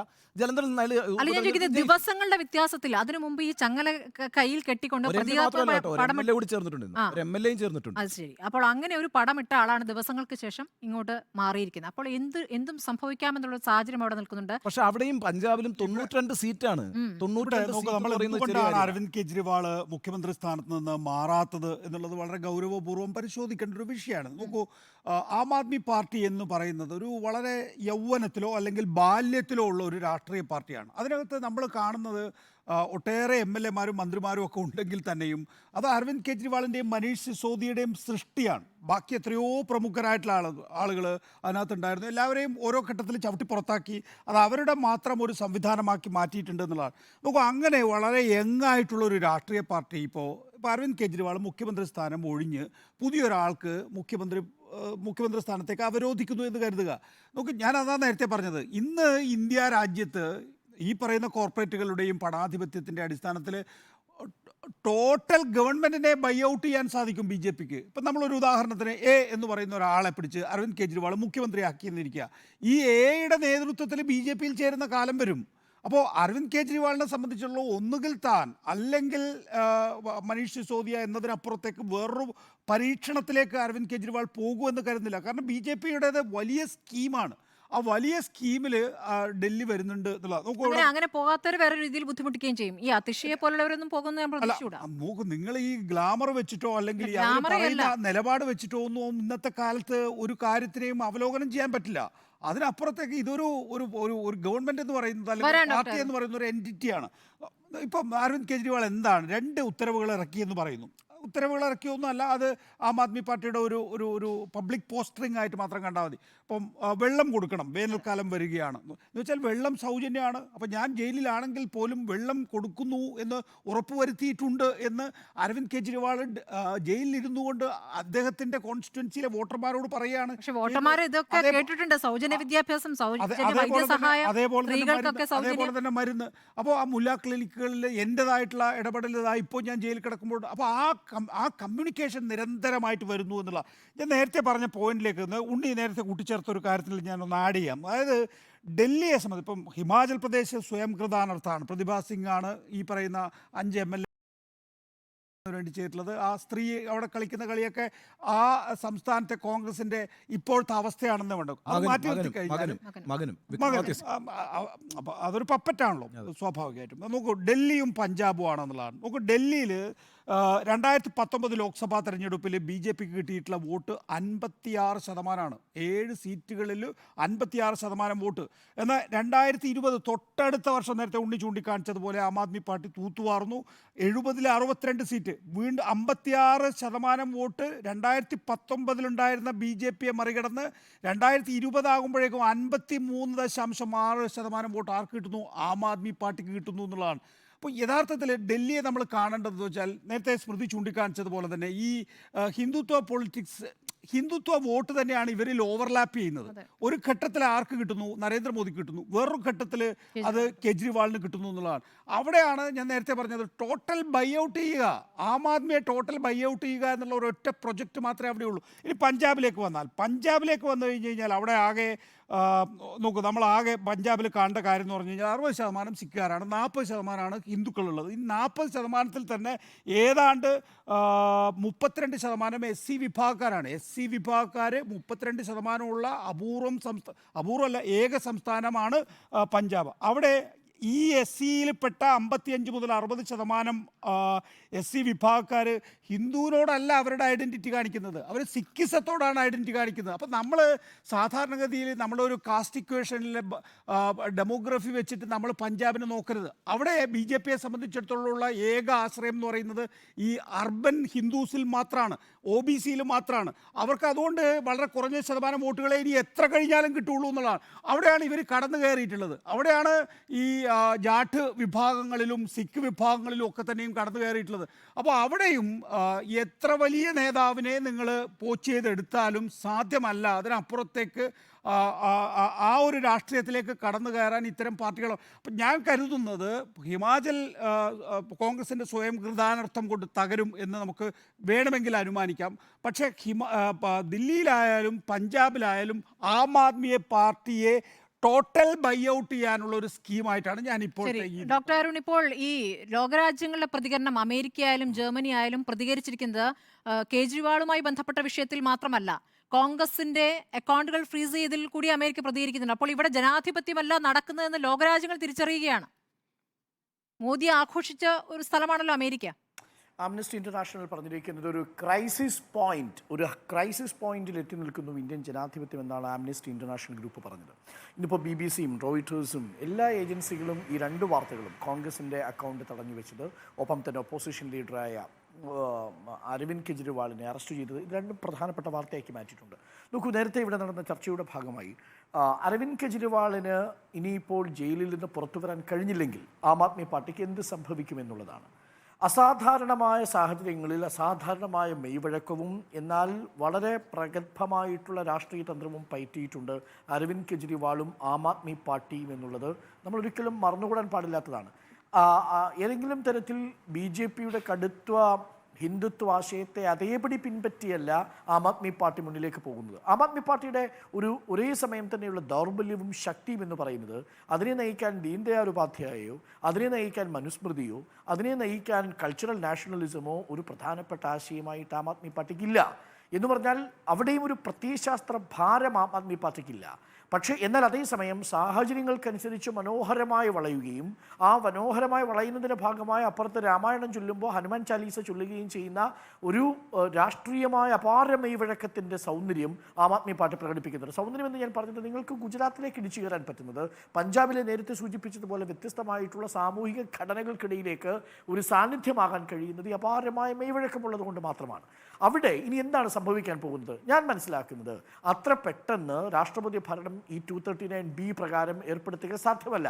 കാരണം അവിടെ ഭരണഘടനാപരമായിട്ടുള്ളൊരു പ്രതിസന്ധി ഉണ്ടെന്ന് തെളിയിക്കണം. നിലവിൽ ഹൈക്കോടതിയിൽ അതിനൊരു പബ്ലിക് ഇൻട്രസ്റ്റ് ലിറ്റിഗേഷൻ വരുമ്പോൾ അതിനൊരു ജുഡീഷ്യൽ ഇൻ്റർഫറൻസിന് പരിമിതിയുണ്ട് എന്ന് പറയുമ്പോൾ, അത് എക്സിക്യൂട്ടീവ് ഡൊമൈനിലുള്ളൊരു വിഷയമാണെന്ന് പറയുമ്പോൾ ഒരു കാര്യം പറയുന്നുണ്ട്, നിലവിൽ മുഖ്യമന്ത്രിയായി തുടരുന്നതിന് നിയമപരമായ സാങ്കേതിക തടസ്സമില്ല. എന്നാൽ പ്രാക്ടിക്കാലിറ്റി മാത്രമേ ഉള്ളൂ. ആ പ്രാക്ടിക്കാലിറ്റി എങ്ങനെ മറികടക്കാൻ പോകുന്നത്? നോക്കൂ, 2 ഉത്തരവുകൾ പുറത്തു വന്നു. ഈ 2 ഉത്തരവുകൾ പുറത്തു വന്നത് തളിപ്പീരാണ് എന്നുള്ളതാണ് BJPയുടെ ആർഗ്യുമെന്റ്. പക്ഷേ ആം ആദ്മി പാർട്ടി ചെയ്യുന്നത് എന്താ? അവർ വിശദീകരിക്കാൻ ശ്രമിക്കുന്നത് ആഴ്ചയിൽ 2 തവണ സന്ദർശകർക്ക് മുഖ്യമന്ത്രിയെ കാണാം. ആഴ്ചയിൽ 2 തവണ മുഖ്യമന്ത്രിയെ കാണുമ്പോൾ ആ സമയങ്ങളിൽ മുഖ്യമന്ത്രി വേണ്ടത്ര അറിയിപ്പുകൾ ഈ സർക്കാരിന് നൽകാൻ പോകുന്നു എന്നുള്ളതാണ്. അതൊക്കെ സാങ്കേതികമായിട്ടുള്ള നൂലാമാലകളാണെങ്കിലും അരവിന്ദ് കെജ്രിവാൾ കഴിഞ്ഞാൽ, മനീഷ് സിസോദിയെ കഴിഞ്ഞാൽ, സഞ്ജയ് സിംഗ് കഴിഞ്ഞാൽ ഇനി ഒരു മുഖ്യമന്ത്രി മുഖമായി എടുത്തു കാട്ടുന്നത് ആരെയാണ്? ഒരു പാൻ നാഷണൽ ലീഡറായി ആരാണുള്ളതെന്നൊരു ചോദ്യമുണ്ട്. നിലവിൽ അവരുടെ പരിഗണനയിലുള്ളത് രാഷ്ട്രീയ പൊളിറ്റിക്കൽ അഫയേഴ്സ് കമ്മിറ്റിയിലുള്ള ഗോപാൽ റേയും കൈലാസ് ഗെഹ്ലോട്ടുമാണ്. അതിർഷി പോലുമില്ല. കാര്യം അതിർഷിയൊക്കെ 2020 വന്ന വളരെ ജൂനിയറായ ഒരു മന്ത്രിയാണ്. വളരെ മികച്ച പെർഫോമൻസ് ആണ് അവർ കാഴ്ചവെക്കുന്നത് വിദ്യാഭ്യാസ മേഖലയിൽ എന്ന കാര്യത്തിൽ സംശയമില്ല. പക്ഷേ ഗോപാൽ റൈ, അദ്ദേഹത്തിൻ്റെ ശാരീരികമായ ആരോഗ്യസ്ഥിതി പ്രശ്നമുണ്ട്. അദ്ദേഹം ഒരു മികച്ച ലീഡറാണ്. JNU ICയുടെ നേതാവായിരുന്നു, വെടിയേറ്റിരുന്നു. അദ്ദേഹം ആരോഗ്യ സംബന്ധമായ കാര്യങ്ങളെ തളർന്നിരിക്കുന്ന ഒരു മനുഷ്യനാണ്. മറ്റൊന്ന് കൈലാസ് ഗെഹ്ലോട്ട്, അദ്ദേഹത്തിന് ഒരു പാൻ നാഷണൽ ആയിട്ടുള്ള അപ്രൂവൽ ഇല്ല. അപ്പോൾ അരവിന്ദ് കെജ്രിവാളിനെ ആ സ്ഥാനത്ത് നിന്ന് മാറ്റാതെ എത്രത്തോളം മുന്നോട്ട് പോകാൻ കഴിയുമോ അതാണ് ആം ആദ്മി പാർട്ടിയുടെ രാഷ്ട്രീയമായ തന്ത്രം. അതാണ് ഞാൻ പറഞ്ഞത്, അസാധാരണമായ ഈ സാഹചര്യത്തെ രാഷ്ട്രീയമായൊരു മൂലധനമാക്കി ഉപയോഗിക്കാൻ ആം ആദ്മി പാർട്ടി ശ്രമിക്കുന്നു എന്നുള്ളതാണ് ഏറ്റവും പ്രധാനപ്പെട്ട കാര്യം. അരവിന്ദ് കെജ്രിവാൾ കഴിഞ്ഞാൽ ഇപ്പോൾ സുനിത കെജ്രിവാളിനെ ഒന്നും മുഖ്യമന്ത്രിയായി കൊണ്ടുവരാനുള്ള സാധ്യത ഞാൻ കാണുന്നില്ല. ജനങ്ങൾക്ക് വൈകാരികമായി പ്രതികരിക്കുന്ന രീതിയിലാണ്. അദ്ദേഹത്തിന്റെ ആരോഗ്യസ്ഥിതി മോശമാണ്, ഷുഗർ ലെവൽ താഴ്ന്നു. പൊളിറ്റിക്കൽ ലീഡറായി സുനിത കെജ്രിവാളോ അതിർത്തി പോലും വന്നിട്ടില്ല. മേം ഭീം അരവിന്ദ് കെജ്രിവാൾ എന്നതാണ് അവരുടെ ടാഗ് ലൈൻ. എന്ന് പറഞ്ഞാൽ എന്താണ്, അവർക്ക് ക്യാരി ഫോർവേഡ് ചെയ്യുന്ന ഒരു പ്രത്യയശാസ്ത്ര പദ്ധതിയില്ല. അവർക്കുള്ളത് അരവിന്ദ് കെജ്രിവാൾ മുന്നോട്ട് വയ്ക്കുന്ന മധ്യവർഗത്തെയും ഉപരിവർഗത്തെയും ഒക്കെ തന്നെ തട്ടുതലോടി പോകുന്ന രാഷ്ട്രീയ ധാർമ്മികത എന്ന വിഷയത്തിലാണ്. ആ രാഷ്ട്രീയ ധാർമ്മികതയുടെ ഞരമ്പിനാണ് അടിയേറ്റിരിക്കുന്നത്. പക്ഷേ ആ അടി തെറ്റായ സ്ഥാനത്താണെന്നുള്ളത് തെളിയിക്കലാണ് ഇപ്പോൾ അരവിന്ദ് കെജ്രിവാൾ ചെയ്യുന്നത്. ഒറ്റ കാര്യം കൂടി പറഞ്ഞ് ഞാൻ അവസാനിപ്പിക്കാം. ഇന്ന് മറ്റൊരു കേസും കൂടി വന്നിട്ടുണ്ട്. CBI ഇന്ന് വളരെ പ്രധാനപ്പെട്ട ഒരു കേസ് ക്ലോഷർ റിപ്പോർട്ട് കൊടുത്തിട്ടുണ്ട്. ഏതാണെന്നറിയാമോ? നമ്മുടെ പ്രഫുൽ പട്ടേൽ ഏവിയേഷൻ മന്ത്രി ആയിരുന്ന സമയത്ത് എയർ ഇന്ത്യക്ക് വേണ്ടിയിട്ട് സ്വകാര്യ വിമാനങ്ങൾ ലീസിനെടുത്ത കേസിൽ 848 കോടി രൂപ ഈ രാജ്യത്തിൻ്റെ പ്രത്യേകിച്ച് ഏവിയേഷന് നഷ്ടം വരുത്തി എന്നുള്ളതായിരുന്നു അന്ന് 2010 ഉയർന്ന ആരോപണമാണ്. 2017 മോദി സർക്കാർ വന്നപ്പോൾ UP സർക്കാരിൻ്റെ കാലത്തെ സിവിൽ ഏവിയേഷൻ മന്ത്രിയായ പ്രഫുൽ പട്ടേലിനെതിരെ CBI ഒരു കേസ് രജിസ്റ്റർ ചെയ്തു. ആ കേസിൽ ഇന്നിപ്പോൾ അജിത് പവാറിൻ്റെ പക്ഷത്ത് ഉള്ള പ്രഫുൽ പട്ടേൽ BJPയിലേക്ക് വന്നതോടുകൂടി ആ കേസിന് എന്ത് സംഭവിച്ചെന്നറിയോ? കേസില്ല എന്ന് പറഞ്ഞ് CBI ക്ലോഷർ റിപ്പോർട്ട് കൊടുത്തിരിക്കുകയാണ്. ഇന്ന് വന്നിരിക്കുന്ന ഒരു വാർത്തയാണ്, ഒന്ന് നോക്കൂ. ഒരു ഭാഗത്ത് അഴിമതിക്കെതിരെ യുദ്ധം ചെയ്യുന്നു എന്നൊരു ധാരണയുണ്ടാക്കുന്നു, മറുഭാഗത്ത് പ്രഫുൽ പട്ടേലിനെ ഇതാ കുറ്റവിമുക്തനാക്കിക്കൊണ്ടുള്ള CBI ക്ലോഷർ റിപ്പോർട്ട് കൊടുത്തിരിക്കുന്നു. എപ്പോൾ BJPയിലേക്ക് വരുമ്പോൾ സുവേന്ദു അധികാരി, ദാ തപസ് റോയ്, മുകുൾ റോയ്, ദാ ഏറ്റവും അമരീന്ദർ സിംഗ്, ദാ ഏറ്റവും ഒടുവിലെത്തുന്നു വൈറ്റ് വാഷിംഗിലൂടെ പ്രഫുൽ പട്ടേൽ. വലിയ രാഷ്ട്രീയ ചോദ്യമായി മാറുന്നത്. ശരി, നീതി അകലെയോ എന്ന ചോദ്യത്തിന് നീതി അകലെ തന്നെയാണെന്നാണ് 4 പേരും അഭിപ്രായപ്പെടുന്നത്.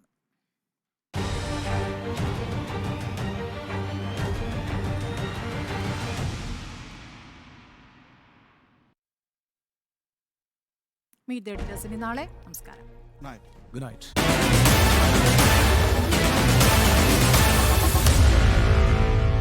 Meet the editors.